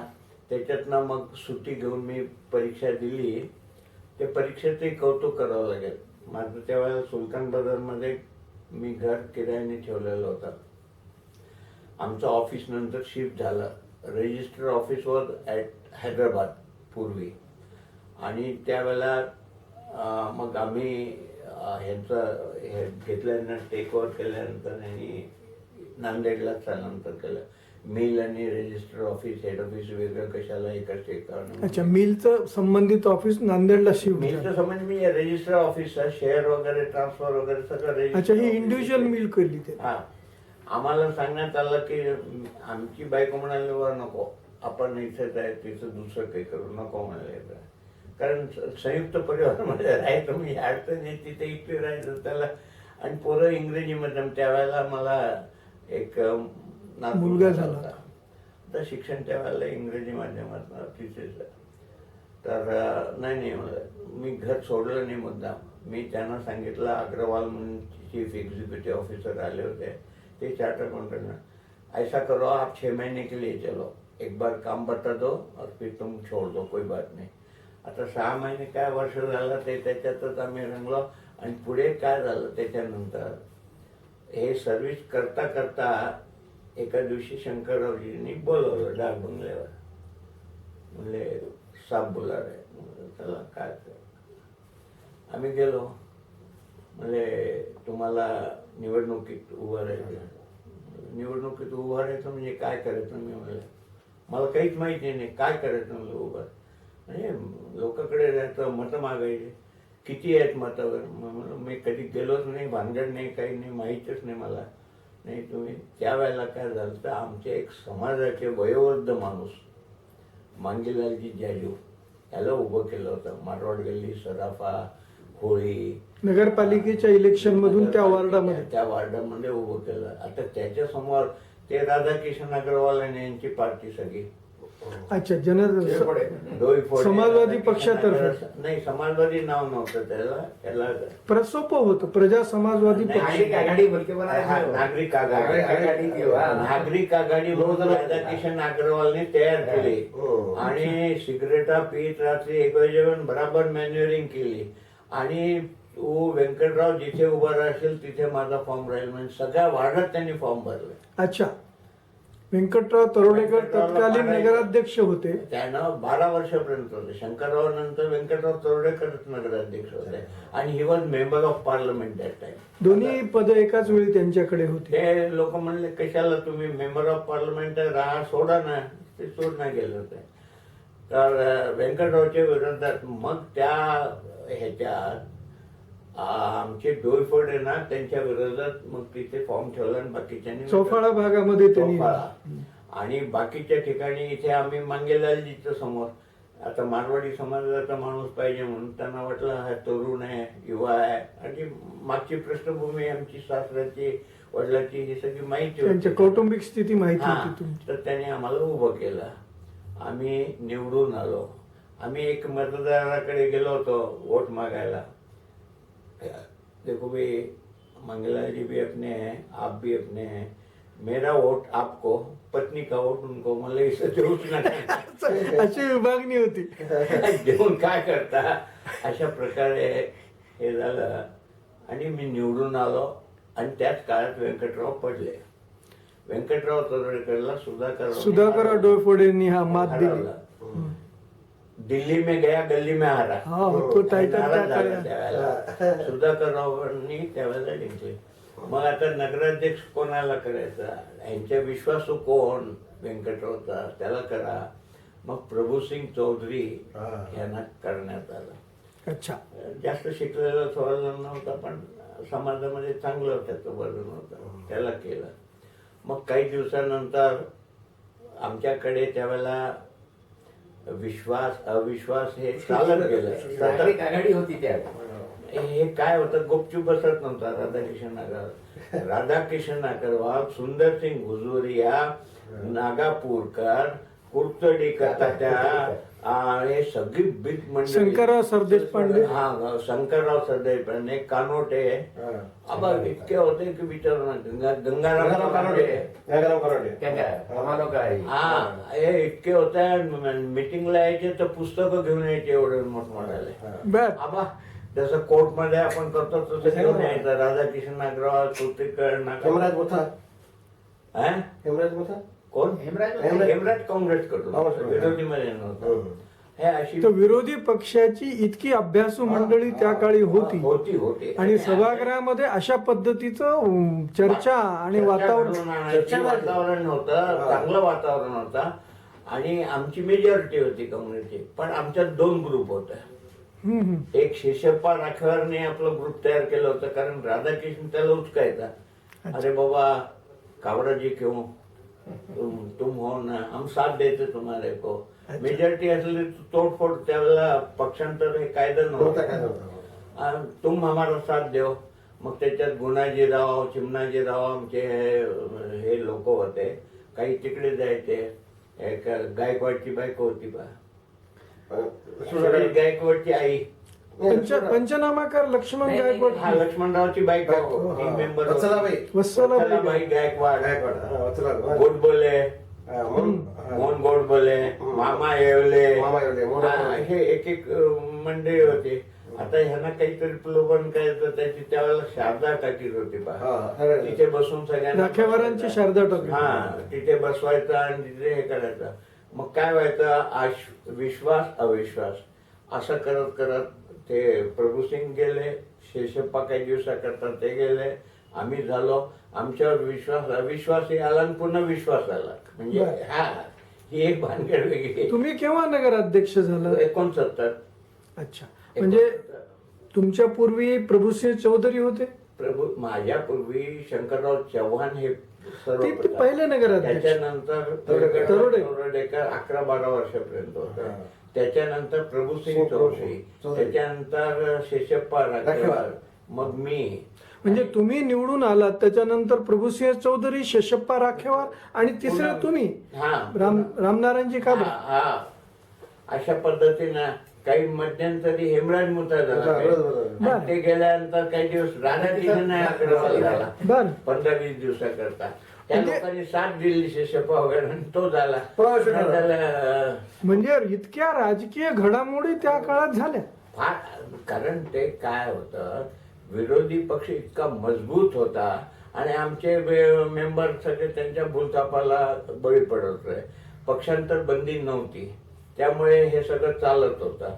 आणि सगळ्यात मोठी गोष्ट म्हणजे त्यावेळेला त्या काळात ह्या आमच्या रिपब्लिकन पार्टीच्या सगळ्या मंडळींनी हा धरलं की आम्हाला ह्याचा पुतळा डॉक्टर बाबासाहेब आंबेडकरचा पुतळा इथेच बसवायचा. रेल्वे का म्हणलं बाबा इथे का, शंकररावजी म्हणले नाही इथे का, असं का करता? नाही म्हणले इथून उतरल्यावर पहिलं दर्शन त्यांचं व्हावं म्हणून आम्हाला इथेच पुतळा पाहिजे. रेल्वे स्टेशनच्या समोर करोडगिरी नाका सेलटॅक्स ऑफिस मध्ये सेलटॅक्स ऑफिस होता. करोडगिरी नाक्याच्या नंतर सेलटॅक्स ऑफिस झालं आणि ते सेलटॅक्स ऑफिसचा कोपऱ्यात ही गव्हर्नमेंटची जागा कशी देता येईल, ते काही नाही म्हणले, आम्हाला इथेच पाहिजे. आम्ही गेलो शंकररावजीकडे, त्यांना सांगितलं ते मला वाटतं इथे कशाला चांगल्या ठिकाणी करा ना, आणखी मोकळी जागा मोठी जागा. नाही मग त्यांना आता ठीक आहे म्हणावं लागलं. ते आमच्याबरोबर गेले आणि नाईक साहेबांना भेटलो. मग नाईक साहेबांनी आम्ही सगळ्यांनी सांगितलं नाही. मग मला वाटतं गवई वगैरे यांनी प्रेशर टाकलं, ती जागा आम्हाला देण्यात आली नगरपालिकेला, सेलटेकची जागा. तिथे डॉक्टर बाबासाहेब आंबेडकरचा पुतळा, शांताबाई दाने आले होते, रासू गवई आले होते आणि मुख्यमंत्री होते, शंकररावजी होते, शामरावजी होते. त्या काळी मुख्यमंत्री कोण? वसंतराव नाईक. वसंतराव नाईकांचं काळ. हा आणि बाकीचे मंडळी होती. फारुख पाशा होता आमदार, त्याचं इलेक्शन एजंट मी होतो दोन्ही आमदार केला. अच्छा. त्यावेळेला एवढं हे नव्हतं. जातीचं गंजेवार म्हणून आपले लक्ष्मणराव गंजेवार राहायचे परमनंटली विधानसभेसाठी. संघाकडून उमेदवार. ते त्यांनी 72चं फारुख पाशाच्या अगेन्स्ट इलेक्शन लढवलेली लढवलं. नोंद आहे. अशा प्रकारे त्या पुतळ्याचं हे झालं आणि पुतळा चांगला मुंबईचा कारागीर आहे, खरंच चांगला. वाघ म्हणून स्टुडिओ आहे, त्यांनी बनवला चांगला. त्या काळात आम्ही मुंबईला 3-4 चक्र मारल्या. सगळे मोहनराव गोडबोले येवले वगैरे आमच्या बरोबर यायचे आणि ते पुतळा मग तिथून आणून इथे बसवलं. आपल्या काळातली संस्मरणीय घटना कोणती? आपण नगराध्यक्ष होतात, आपण नगरसेवक होतात, ह्या काळातली एखादी मोठी संस्मरणीय घटना? एक म्हणजे कल्पना होती माझी. मी नांदेडचा विकास झपाट्यानं होतोय ह्या दृष्टीने एक योजना आखली होती आणि त्यावेळेला सिडको अडको हा असा प्रकल्प नव्हता. आणि त्या काळात आपली नगरपालिकेची 600 एकर जागा जी एअर स्ट्रीपच्या दोन्ही बाजूला आधी एअर स्ट्रीप छोटं होतं, दोन्ही बाजूला 600-650 एकर जमीन आपली होती. आम्ही नगर रचनाकार औरंगाबादला सांगितलं आणि पुण्याहून एक माणूस पाठवला, त्याचं लेआउट बनवलं. त्याचे 4 प्रकारचे वेगवेगळे प्लॉट, 100 फुटाचे रस्ते आतले आणि ड्रेनेजची लाईन आपण टाकून द्यायची, लाईटची व्यवस्था आपण करायची, पाण्याची व्यवस्था आपण करायची. ते विकसित झाल्यानंतर हर्रास पद्धतीने हे आपण विकायचं बाय ऑक्शन. आणि मोठे प्लॉट किती होते? 10,000 फुटाचे. कारण त्याच्यात बंगला बांधणारा माणूस आपला स्टाफ करता क्वार्टर मध्ये सुद्धा असतो. म्हणजे नवीन नांदेड उभं करण्याची संकल्पना तुम्ही आम्ही ते नवीन नांदेड बनायचं आणि त्याचा प्लॅन नेहमी एअरपोर्टला नाईक साहेब यायचे, त्यांना ते पहिला प्रश्न अद्याप तुम्ही आहात ना मी नगराध्यक्ष आहे कारण एवढ्या हालचाली व्हायच्या राजकीय हालचाली, हा. तर ते प्लॅन आम्ही त्याचं मॉडेल बनवलं एक अद्यापही नगरपालिकेत पडलेलं असेल मॉडेल बरं. आणि आतले रस्ते 60 फुटी 80 फुटी असे ठेवून एक चांगली कल्पना आकारली होती. आणि दुसरं त्याच्या पलीकडे जाऊन मी काय सांगितलं हडको सिडकोला जसं घर बांधणीला कर देतात वगैरे त्या काळात काही नाही. LICनी आम्हाला कारण ती प्रेरणा तशी घेतली हैदराबादला घरं बांधून दिली नगरपालिकेने हायर परचेस सिस्टम आणि त्यांचा हप्ता म्हणून वसूल करतात दर महिन्याला. ती कल्पना मला रुजली तर मी म्हणलं असं का होऊ नये आपल्याला नांदेडमध्ये. मी मोरारजी देसाईंना भेटलो. LICने आम्हाला लोन द्यावं नगरपालिकेने आम्ही ते लोन म्हणजे ह्यांना हाऊसिंग करता देऊ आणि समोरच्या त्याची ग्रा- परतफेड नगर- ते नागरिकांना. आम्ही करू आम्ही मध्ये गॅरंटर आहोत नगरपालिका. मग काय झालं मीटिंग मध्ये सगळं चांगलं झालं वातावरण चांगलं होतं करायचं सगळ्या आमच्या नेते मंडळी खुश झाले चांगलं प्रोग्राम आहे हे तुमची कल्पना आवडली. आमचे काही मेंबर होते नाव घेऊन बोलू नये किशन सिंग महाराज म्हणून होते आणखीन बाकीचे आपकी गली साफ नहीं हो रही नया नांदेड़ बता रहे पहले गली साफ करो पहले गली का रास्ता करो और नया नांदेड़ की बात कर रहे. म्हणजे स्थानिक छोट्या मोठ्या प्रश्नामध्ये मोठं स्वप्न आपलं विरत पण त्यावेळेस नांदेडचं स्वरूप काय होतं आणि समस्या काय होत्या नांदेडचं स्वरूप कसं होतं नांदेडची समस्या मेन होती नांदेडला एकमेव रोड होता आणि तो जाता होता तो नांदेड चौकापासून निघाला तर सरळ हे वसमत गेट होतं त्यावेळेला. इथून गेलं तर मग पीपल्स कॉलेज झाल्यानंतर एक रस्ता झाला शिवाजीनगर फुलेनगर म्हणजे चिखलाच होतं. बाकीच्या ठिकाणी आता आज विसावा नगर म्हणतो तो जांभवाडी होती. जांभवाडीचं शेत होतं आमच्या त्याचं होतं चौसचा मळा असाच फेमस. मला तिथे जाम खाल्लेलं कमी. तिथून पुढे फक्त एकमेव हा रस्ता होता जाण्या येण्याकरता काहीच नव्हतं साधन. नांदेडची वाहतूक एकाच रस्त्यावर असल्यामुळे फार वाहतुकीचा आहे आणि आजही आता वायडिंग केलेले रस्ते ते अपुरे आहेत कारण त्याच्यात त्यांनी सायकल रस्ता आणि हे टाकलं ते बरोबर नाही. आपल्या काळामध्ये शहराच्या विकासासाठी ड्रेनेजची लाईन माझ्या काळात मंजूर झाली आणि आम्ही सुरू केले ड्रेनेज लाईन नांदेडमध्ये आणि एक पाणी पुरवठ्याची एक त्यावेळेला आम्ही योजना आखली ते त्याच्यात एक टाकी बांधण्यात आली होती. कुठली ती आता माझ्या लक्षात नाही आहे ती एक गोल टाकी आपके ZP की बाजू की. हा अच्छा म्हणजे नगरपालिकेचं गेस्ट हाऊस जिथं होतं जिथं राधाकृष्ण अग्रवाल मार्केट किंवा आज जिथं सन्मान प्रेस्टिज इमारत आहे तिथे तिथली टाकी. हा अशा प्रकारे कारण त्यावेळेला पाणी पुरवठ्याची आपल्याकडे फक्त किल्ल्यामध्ये सोय होती आणि तो फिल्टरेशन प्लांट इतका चांगला होता. इथे तसा तर वरंगल होता. वरंगलचा एक इंजिनियर तो इथे नेहमी यायचा नांदेडला शायरी करायचा शेर व शायरी आणि त्याची रात्रभर गजले ऐकत आम्ही बसायचं. हम घराने की शान रखते हैं बनमुठी की आन रखते हैं तालीम हमको रोकती है वरना मुंह में हम भी जबा रखते हैं. क्या बात, क्या बात. अशा प्रकार माझ्याकडे आहे पुस्तक दाखवतो. मेरे छोरे को छोरी होना है 7 बहू का झगडा असा गावरानी टाईपचा आहे. आधी हसवतो आणि मग रडवतो. इतके चांगले मुशारा आम्ही ऑर्गनाइज मिलमध्ये असताना गणेश उत्सवात खूप केले होते मुशारा. ह्या नांदेडचा असं आहे की वैशिष्ट्य आहे की नांदेडला दोन्हीकडे रिव्हर आहे. एकीकडे आसना रिव्हर आहे एक गोदावरी रिव्हर आहे. गोदावरी रिव्हर असा वळसा घालून जाता. त्यावेळेला आम्ही शंकररावजी मुख्यमंत्री होते त्यावेळेला आम्ही एक प्रपोजल दिलं होतं की नांदेडला नेहमी फ्लड यायचं. आता तर पाणी वेगळी गोष्ट आहे. फ्लड यायचा जायकवाडी धरणाच्या पूर्वीची गोष्ट. फ्लड येऊन काय व्हायचं हे गंगाच्या हे सगळ्याच्या पाणीच यायचे आणि आपल्याकडे चौकात नाव चाललेली आहे. चौक म्हणजे इतवारा चौक बरकी चौक मल्टीपर्पज मध्ये पाणी राहायचं आणि इथे आपला तारासिंग मार्केट होता ना तिथे कौट बनवतं नाक धरून पुढे जायचं इतकं तर पाणी साचलेलं घाण वास यायचं. आता ती परिस्थिती काय होती त्यावेळेला मग खूप आपला खर्च व्हायचा ते वाया जायचा लोकांचा. त्याच्यापेक्षा पूर संरक्षण भिंत उभा करा आणि त्याच्यावरून एक रिंग रोड करा. अशी अच्छा. आयडिया कशाने सुचली? मुसा रिव्हर वरती आहे ना हैदराबाद. सिकंदराबाद हैदराबाद लिंक करणारा रस्ता आहे तो. सुधाकरांनी हा पुष्कळ प्रयत्न केला होता की ही मागणी रिटर्न झाली होती. नांदेडचा मरीन ड्राईव्ह होईल अशी ती संकल्पना. तो भी बाद में का है सुधाकरराव हैदराबाद का है. हे सगळ्या कामामध्ये मानतो मी. ह्या सगळ्यांनी आम्हाला मदत केलेली. सुधाकरराव असो, राधाकृष्ण नागर असो, नागापूरकर चांगल्या कामांकरता त्यांनी कधी म्हणजे ही नागरी विकास आघाडी हा. खऱ्या अर्थानं नागरी सुविधा किंवा नागरी विकासासाठी पूरक होती. हा. म्हणजे मगोस निवडणूक कधी झाली मग? हा? नहीं मकबूल सलीम से पहले थोड़ा ठहरो. नाही, तर कसं आहे? मग तरी मी नंतर झालं. मग मी सांगतो ना नाही थोडं. दरोडेकर साहेब जोपर्यंत होते तोपर्यंत परमिशन भेटत नव्हते. ते तो काळ तुम्हाला लक्षात असेल.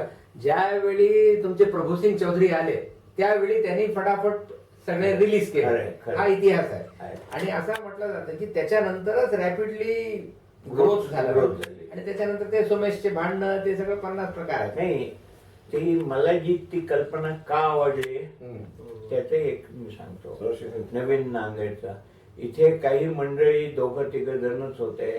ते जमिना घ्यायच्या, प्लॉट टाकायचा आणि मग विकून टाकायचा. मग त्याची डेव्हलपमेंट, विकास, लेआउट काही करायचं नाही. प्लॉट धारक मग यायचं आमच्याकडे की आम्हाला नळ द्या, आम्हाला पाणी द्या, आम्हाला रस्ते द्या. Right, yeah. त्यामुळे असं झालं की त्यांचा हा व्यवहार जो होत होता ते रोखण्याच्या दृष्टीने नगरपालिकेने का करू नये, त्याच्यामुळे हा पहिला प्रयोग होणार होता. आणि तसंच आणखीन जागा घेऊन आपण करू असा आमचा आयडिया होता. मग शहराची नियोजनबद्ध वाढ व्हावी. वाढ व्हावी. आता त्यांनी काय टाकलं, लेआउट टाकला, कुठे 10 फूट 15 फुटाचा रस्ता. आज काय हालत झाली. अनियंत्रित शहराची वाढ न होता नियोजनबद्ध शहराची वाढ व्हावी. आमच्याकडे त्यावेळेला धनमोहनलाल म्हणून सीओ होते, वयोवृद्ध माणूस. ते शंकररावजीच्या काळात सीओ होते, तरोडेकरचे होते, माझ्या काळात ते सीओ. हा, ते माणूस म्हणजे कायस्थ माणूस पण फार हुशार. ते लेखनाचं तर फारच हे आहे.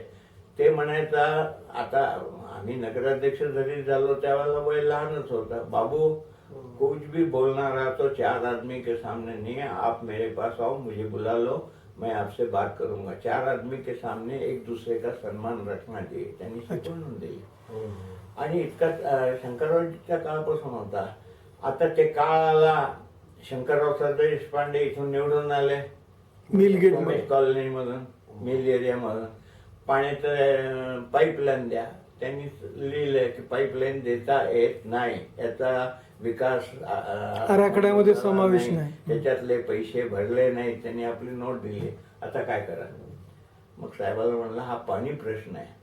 आपण त्याच्यात मी सांगतो, आज डोईफोडीची कॉलनी जी आहे भाग्यनगर कॉलनी, त्यांनी असुद्दुल्लाबाद कडून लेआउट मंजूर करून घेतलेला आहे. ती त्या काळची ग्रामपंचायत होती. ग्रामपंचायत होती, पण मग आमच्याकडनं सवलती का मागत होते.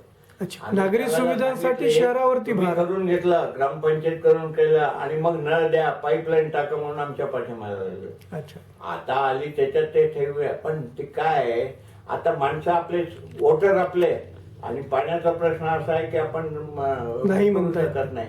मग ते त्यांना समजून सांगितल्यानंतर तो पाण्याचा शंकरराव खूप रागात आले होते. देशपांडे चांगली माणसं होते, अद्यापही आहेत ते. शंकरराव सरदेशपांडेची हा, गोष्ट करतो. शंकरराव सरदेशपांडे, सरस्वतीबाई सरदेशपांडे आमच्या होत्या, मेंबर होत्या लेडीजमध्ये. त्यांचे ते पुतणे.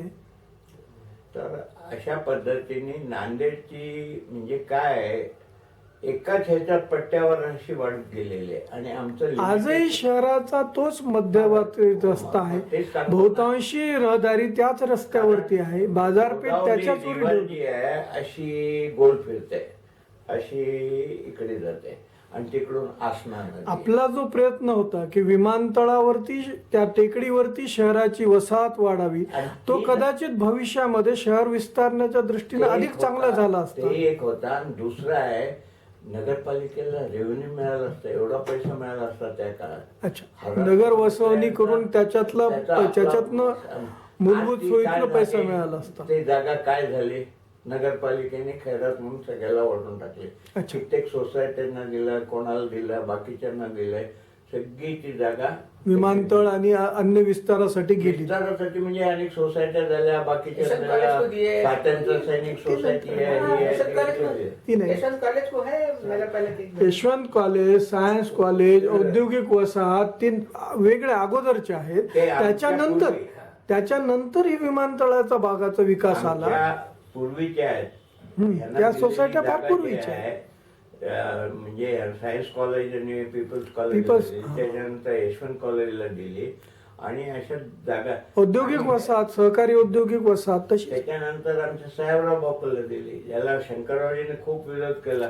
ती साहेबराव बापू कॉलेजच्या समोर जिनिंग फॅक्टरी जी होती विसावा गार्डनच्या कोपऱ्यावर, जिनिंग फॅक्टरी कुठे कॉलेजच्या समोर असते का म्हणे, इथे पोरं शिकतात, धड आवाज नाही द्यायचा म्हणे. हा मुंबईला गेला आणि अडून बसला.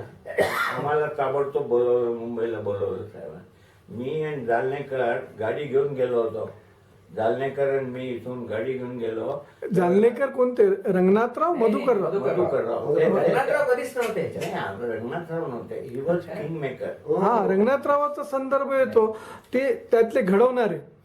मधुकरराव आमच्या बरोबर होते. नंतर माझ्यानंतर ते नगराध्यक्ष झाले. हा. मधुकरराव आणि आम्ही, आणि सगळ्यात मोठी गोष्ट आहे, आम्ही इंदिराजींना भेटायला गेलो, जीपमध्ये. एक डेलिगेशन. त्याच्यात डोईफोडे, सुधाकरराव, राधाकिशन अग्रवाल, रामनारायण काबरा, मधुकरराव जालनेकर, प्रभूसिंग चौधरी, इतकी सगळी मंडळी जीपनी दिल्लीला गेलो. त्या दिल्लीमध्ये इंदिराजींना भेटायला गेलो होतो. आमचा मनमाड ते सिकंदराबाद ब्रॉडगेज झाला पाहिजे, त्याच्याकरता म्हणून आमचं एक डेलिगेशन नगरपालिकेचं आम्ही इथून मिळून गेलो होतो. आणि जाताना आम्हाला ते सांगायचं इतकंच आहे, आम्ही जीपनी गेलो आणि ग्वालियरच्या पुढे एक ब्रिज तुटला होता जमनाचा, आणि त्याच्यामुळे ते मुराना आणि भिंडमधून बायपास काढला होता.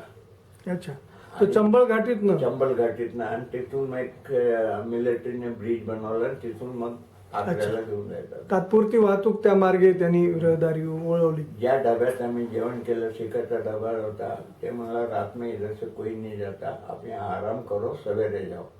आमच्याकडे एक पेक्षा एक म्हणजे व्यक्ती होते, राधाकृष्ण अग्रवाल, क्या डरना है बोले. प्रभू सिंग म्हणले, मेरे पास रिव्हॉल्वर है, क्या डरने का है. चला बाबा, डरने का नाही तर जायचं, चला. आणि जे गाडी गेली सू तिथे मातीचे ते आहेत, शिवपुरी भागात. हा. आणि तिथे मातीच्या त्या टेल्या म्हणतात त्याला, ते छोट्या छोट्या टेकड्या. हा. सू आणि काही नाही, एक माणूस नाही पुढे, काही जीप नाही, गाडी नाही, काय नाही. आमचीच एक जीप चालली.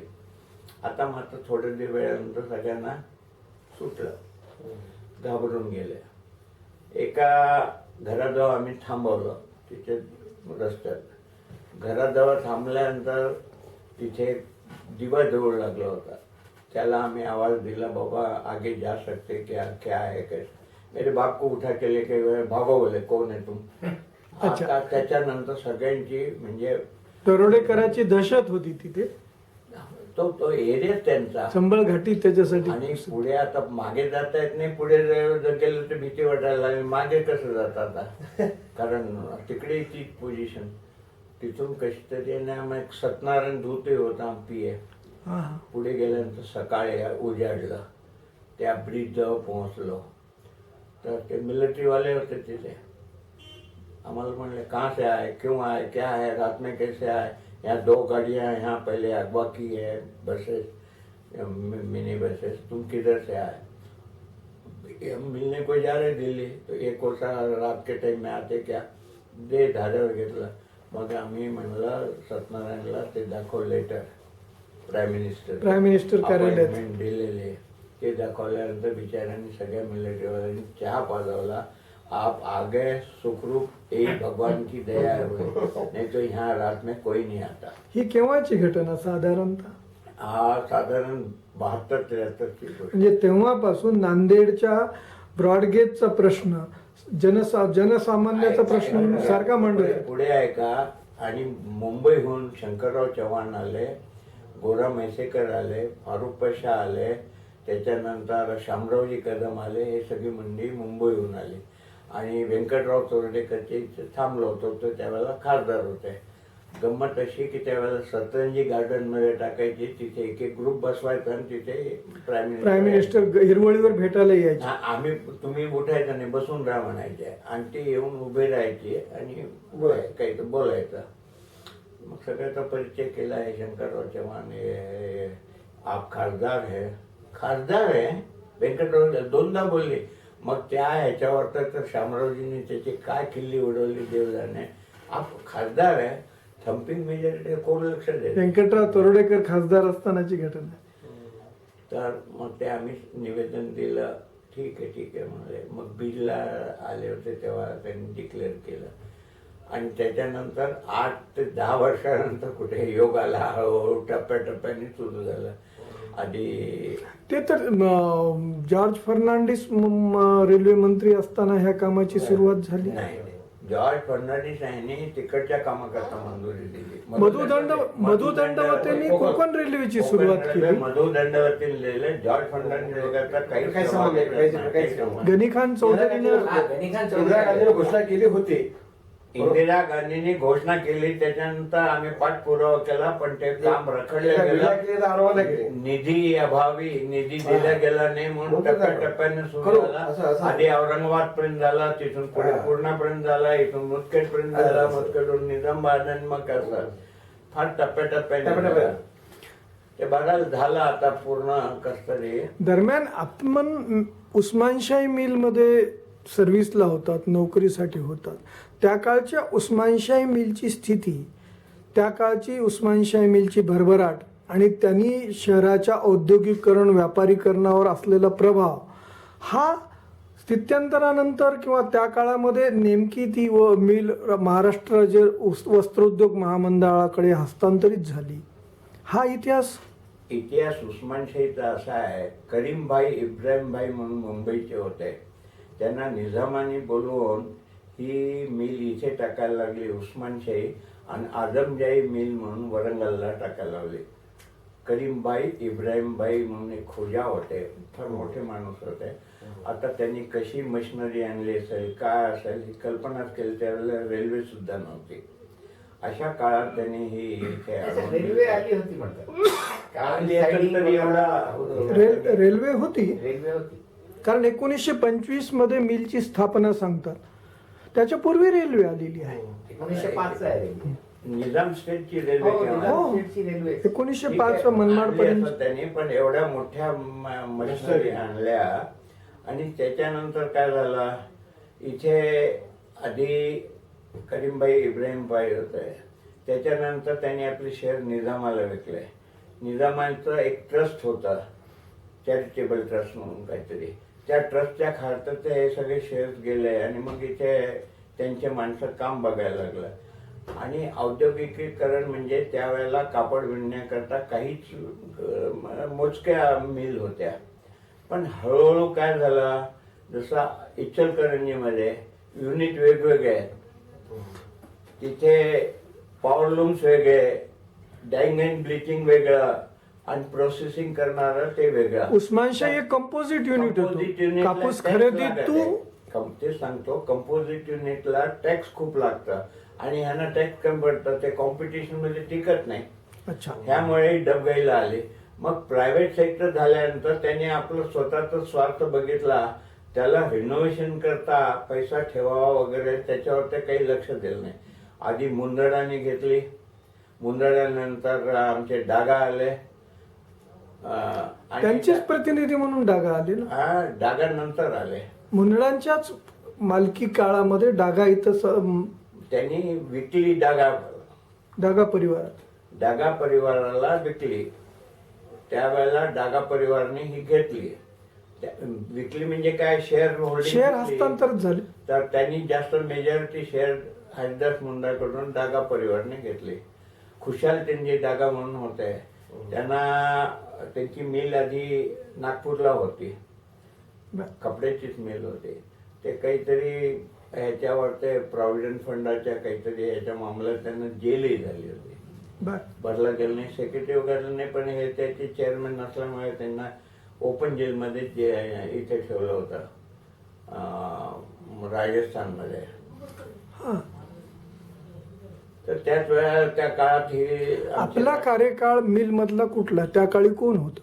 माझ्या काळात म्हणजे वेगवेगळे लोक होते.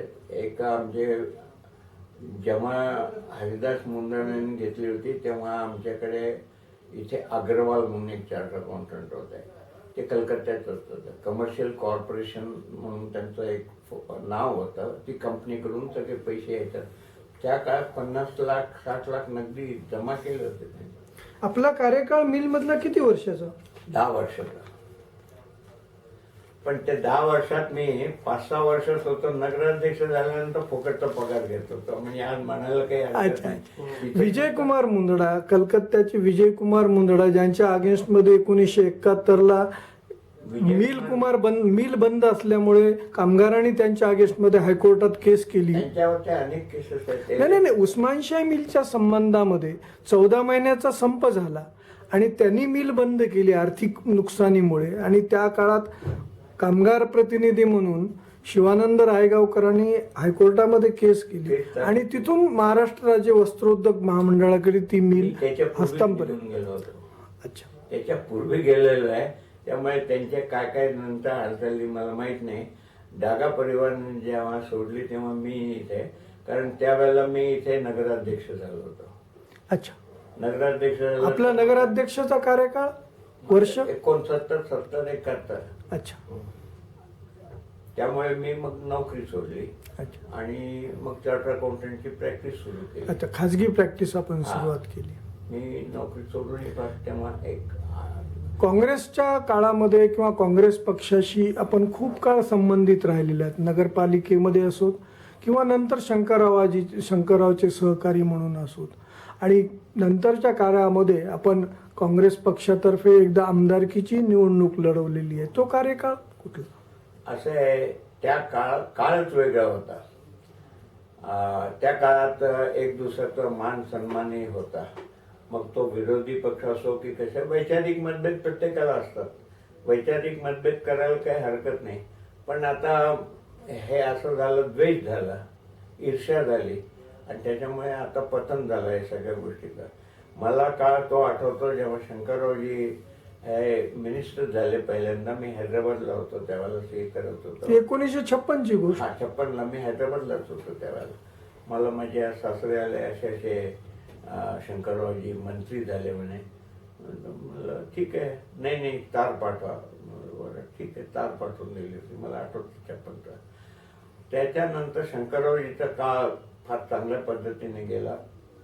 पण एक मात्र खंत आजही वाटतं, मुख्यमंत्र्यांनी एवढ्या काळापर्यंत राजकारणात म्हणजे सत्तेमध्ये असताना नांदेडचा व्हावा तसा विकास झाला नाही. कारण इथे औद्योगिकरण झालंच नाही. जे काही मिल होत्या उस्मानची बंद पडली, टेक्सकॉम बंद पडली, त्यांचा स्पिनिंग मिल बंद पडली, बोधीचा कारखाना येणार म्हणले ते झालाच नाही. अशा प्रकारे नांदेडचा औद्योगिकरणाकडे लक्ष झालं नाही. मग त्या पार्श्वभूमीवरती औरंगाबादचा औद्योगिक विकास झाला, ह्याला कारण काय? मी एक ते सांगतो, जेव्हा मुख्यमंत्री शंकररावजी होते त्यावेळेला आम्ही त्यांना भेटून सांगितलं, साहेब आपण असं करू, सगळ्या इंडस्ट्रियलिस्टची मीटिंग बोलू, सगळ्या मोठ्या लोकांना आपण एकत्रित करू, जेवण देऊ आणि त्याच्यात त्यांना आपण प्रपोजल देऊ की नांदेडला या आणि इथे काहीतरी आपली युनिट टाका. नाही म्हणले, असं जमत नाही म्हणले. आपण बोलू, ते काहीतरी मागतील, ते आपल्याला द्यावं लागेल त्यांना, म्हणजे सवलती द्याव्या, शासकीय सवलती द्याव्या लागतील वगैरे. ते काय त्या भानगडीत आपल्याला जायचं नाही. ठीक आहे म्हणलं. त्याच काळात झकेरिया इंडस्ट्रीज मिनिस्टर होता. त्यांनी बरोबर त्याचा दुवा पकडून त्यांनी आपलं काम साधून त्यावेळेला सगळ्यांना बजाजला बोलवलं. बजाज झाला की मग ॲन्सिलरी इंडस्ट्रीचा ग्रोथ झाला.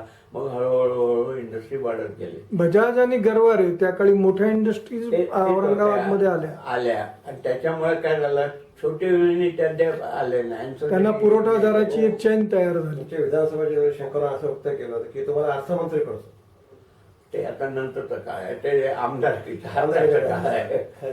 त्यामुळे ह्या सगळ्या गोष्टी होत असताना त्या काळात ज्या त्यांनी काम केलं इरिगेशनचं, मानावं लागेल. जायकवाडीचं प्रोजेक्ट त्यांचंच आहे, विष्णुपुरीचं आहे, हे सगळे शिक्षणाबाबतीत तिचं काम मोठं आहे, पण उद्योगाबाबतीत मात्र ती गोष्ट नाही. पण लोकसंग्रह त्यांचा कमी पडला. कारण लोक व्यक्तिगत कामाला जायचं. आता व्यक्तिगत कामं आहे तुमच्याकडे यायचं म्हणलं, कायद्यात जे बसतात ते काम करायला काय हरकत आहे? हा. कायद्यात बसून करता येतं किंवा कायद्यात तत्व- कामं आपण करायला पाहिजे. त्याच्याकडनं तीच अपेक्षा असते लोकांची. बा माझं अडलेलं आहे, मला इथे त्रास शहर विकासाची एखादी योजना शंकरराव समोर नेली आणि त्यांनी त्याला प्रतिसाद दिला नाही किंवा अन्य कुठल्या विकास योजनेसाठी प्रतिसाद दिला नाही, अशी एखादी घटना आपल्या स्मरणात आहे? आता ही मोठी घटना आहे रेल्वेची. रेल्वे इतके मोठ्या पदावर राहून त्यांनी हे इकडचा बारामतीचा त्यांनी ब्रॉड गेज केला. बारामतीला गाडी सुरू झाली. ज्यांना पेपरमध्ये आलं तेव्हा कळालं की पवार साहेबांनी गाडी सुरू करून टाकली. त्यांना आपलं बरोबर केलं. शंकररावाशी आपला संपर्क होता, त्या माध्यमातून शंकररावांनी आपल्याला विधानसभेसाठी नांदेड मतदारसंघातून उभं राहण्यासाठी प्रोत्साहन दिलं. मला तिकीट दिलं आणि मी इथे उभं राहिलो. पण काय झालं, 100% निवडून येण्याची खात्री झाली होती. त्याच्यात एक फॅक्टर महत्वाचा होता, ते आज सांगायला काही हरकत नाही. नामांतर प्रकरण जे झालं त्याच्यात काही लिंबगाव सर्कलमध्ये हरिजनांच्या दलित लोकांना जाळण्यात आलं. त्यामुळे मराठा समाजाला देणार नाही, मागासवर्गीय सर्जा हे काँग्रेसला मतदान माणसाला देणार नाही, मराठ्याला देणार नाही. आणि ती पार्श्वभूमी होती. आणि मला माझ्या पुतळा इथे उभा केला म्हणून त्यांची मला थोडीशी आंबेडकरांचा पुतळा आपल्या काळात उभं राहिला. सहानुभूती, ती सगळा विचार करून व्यापाराचा विपार करून त्यांनी आम्हाला तिकीट दिलं. आणि तिकीट दिल्यानंतर असं झालं, शंकररावजी, त्यांची धर्मपत्नी कुसुमताई, सगळ्यांनी खूप मेहनत घेतली. 15 दिवस. पण लोक म्हणायचे आज काय. कुठलं विधानसभेचं इलेक्शन कोणत्या वर्षीचं होतं? ते 84 आहे मला वाटतं. त्यावेळेला यांनी खूप मदत केली.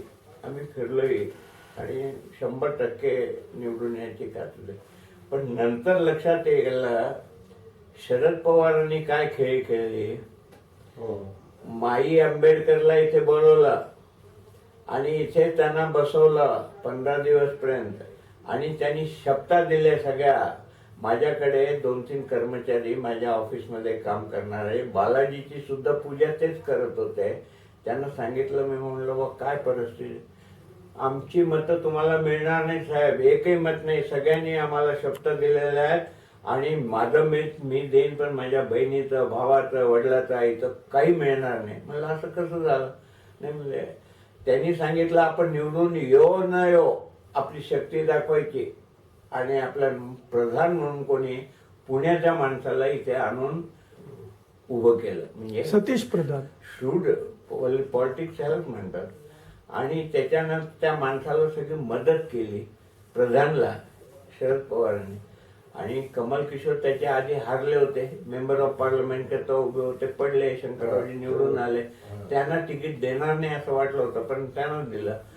तर ते येण्याचे. आणि मग शेवटीला काय झालं, आमचे हातगावची निवडणूक आधी झाली 2 दिवस पूर्वी. अच्छा, 2 दिवस पूर्वी झाले होते. हातगाव विधानसभेची? हा, तिथे पहिले 2 दिवस आधी झालं आणि त्याच्या मतदान तिथे 2 दिवस अगोदर. हा, आमचे हे जे होते अष्टीकर, बापूराव पाटील अष्टीकर, त्यांना ताप होता. तापात इथे आले आणि सगळ्या मंडळाला चोपलं, त्याने धारलं की हे काही नाही. आता ते वृंदावन सोनी बिचारे वारले बँकेमध्ये, जिल्हा बँकेमध्ये. याद रखो नौकरी करना है की क्या करना है, काबराजी का प्रचार बिलकुल नाही करणार. ते सगळं झालं. आणि मग शामरावजीला जे माझ्याबरोबर आले होते निवडणुकीत, मला विश्वासही झाला.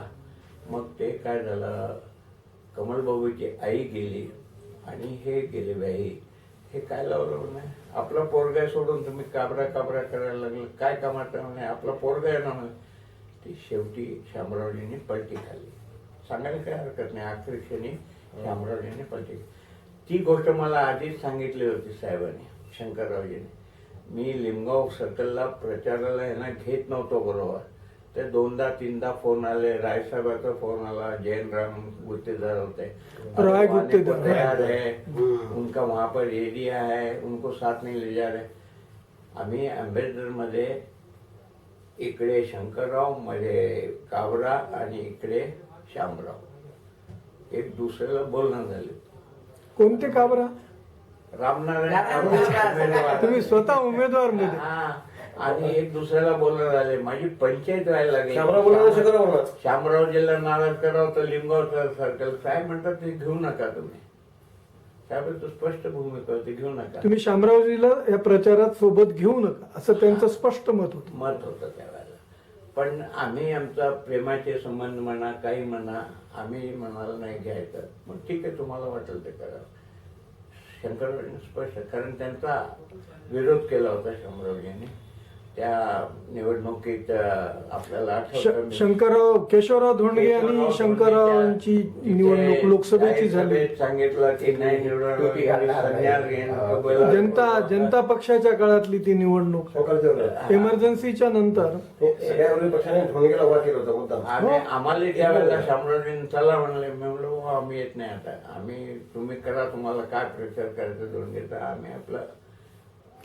म्हणजे आपल्या मताप्रमाणे मराठा नाही, मग अखेरीला काय झालं हे सांगतो.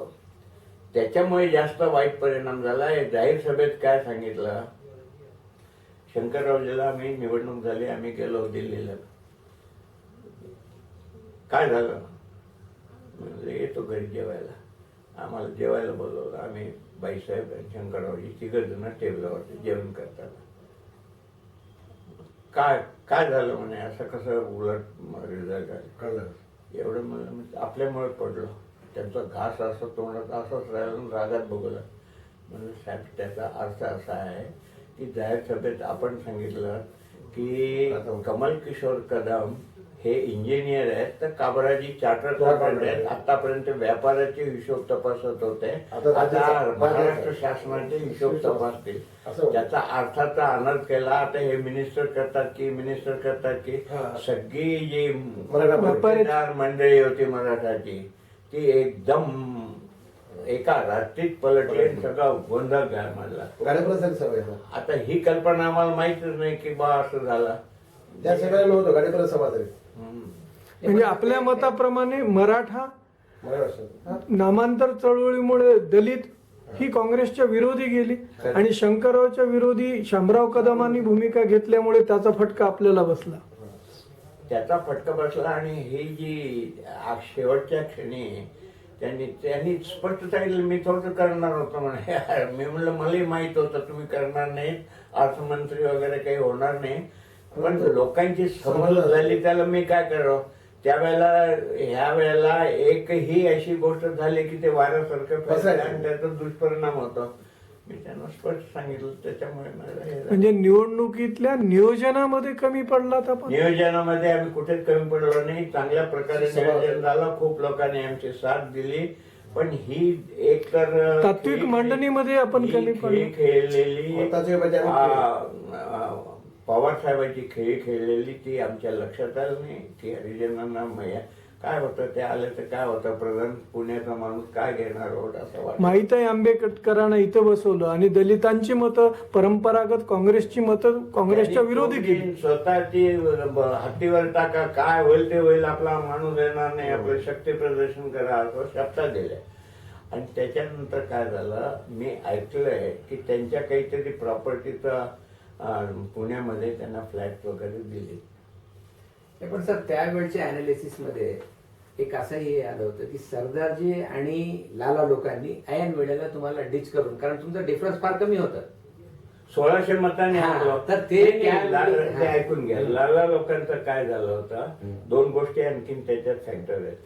लाला लोकांना बहिली समाजामध्ये कोणी वाढलं होतं, मोता होते, ते सगळे मोत्याला गेले, ते वोटपर्यंत आले नाहीत, मतदानापर्यंत आलेच नाही. ते 200-400 मंडळी असेल, जास्त नव्हती, 300-400 लोक मतदानाला. राजपूतांनी हमको दिए मत. सरदार लोकांची काही भूमिका आहे? सरदारजीची तर आजपर्यंत तीच भूमिका आहे. इंदिराजींनी आम्हाला ते देत नाहीत, ते कट्टर झालेले आहेत. नाही, पण त्यावेळी इंदिराजी जाणं पण होतं. अमृतसरची घटना त्यावेळी झालेली नव्हती. नाही. आपल्या निवडणुकीच्या वेळी निवडणूक त्यावेळेला सरदारजीचं मला वाटतं लड्डू सिंह और ये थे अपने तुम्हारे नहीं, एक हाँ। चाल होगी उसमें, जैसे लड्डू सिंह मेरे पास आ गए ना, हाँ। तो भुजंग सिंह गाड़ी वाले विरोध किया। अच्छा। वो बोले आप वो साथ रहेंगे तो मैं नहीं आऊंगा। अच्छा, त्यांच्या स्थानिक गटांचं राजकारण. त्यावेळीच्या अनालिसिस मध्ये असं आलं होतं की जर ह्या दोन्ही गटांनी साथ दिलं असतं तर हे निघाले असते. ते त्याचा दुसरा परिणाम काय झाला की भुजन सिंग महाराजांना आपण साथ द्यावी की लड्डू सिंगला. लड्डू सिंग आमच्या जवळ सुरुवातीपासून राहिलेले आहेत. मी स्पष्ट सांगितलं मुथाच्या घरी, ओ लड्डू सिंग ये हमारे साथ रहेंगे, आप साथ देंगे, बहुत अच्छी बात है, आपकी मर्जी नहीं. तो अनेक फॅक्टर आहे, आपल्या भाग्यात नव्हतं. उगीच आपण आम्ही ह्या निमित्तानं राजकीय मांडणी समजून घेऊ इच्छितो. जसं आपण एक मोठा गोष्ट सांगितलं की बा शरद पवारांनी जाणीवपूर्वक दलित मतं मिळू नयेत याची योजना केली. त्यांनी परफेक्ट योजना आहे. मग मी तेच म्हणालो, तात्विक मांडणीमध्ये त्याच्या रणनीतीमध्ये आपण कमी पडलात. 1600 मताने पडलो. मला तुपा सर्कल मध्ये लीड आहे, शहरामध्ये लीड आहे. लिमगावची लीड कटले नाही, 1600 मताने नाही, लिमगाव. त्याचा हेतू होता शरद पवारचा की नांदेडची शंकराचार्यांना शह देणे हा भाग होता की नाही. अच्छा, शरद पवारांची नीतीच राहिलेली आहे. कोणाकरता होती? तुमच्याकरता नव्हती ती.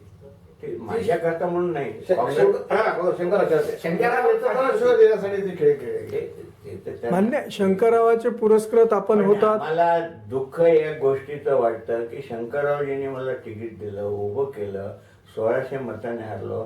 त्याच्यानंतर ते पुन्हा मुख्यमंत्री झाले. त्यांनी कमीत कमी आम्हाला एखाद्या मोठ्या बोर्डावर कुठेतरी घ्यायला पाहिजे होतं ना, ते घेतलं नाही. पण तसं त्यांनी कोणाचे पुनर्वसन केलं नाही. त्याच्यात एक सांगतो तुम्हाला, त्यावेळेला एक सलाहकार होते आमचे पवार, आपले पवार इथले संभाजी पवार राजे. अच्छा, त्यावेळेला राईट हँड ऑफ ते अनऑफिशियल होते ना, पण अनाधिकृत होते. अनाधिकृतच होते, त्यांना कोणताच नव्हता, पण ते राईट हँड ऑफ दी कुजबूज करून तेच सांगायचं. एक गोष्ट आजही आठवतं मला. असे संभाजी पवार आणि बाकीची मंडळी उभी होती, बाईसाहेब होते. त्यांनी सांगितलं, काबराजी तुम्ही निवडणूक लढली? म्हणलं हो. तुम्ही हारले? म्हणलं हो. ते विजयी झाले, मी हारलो.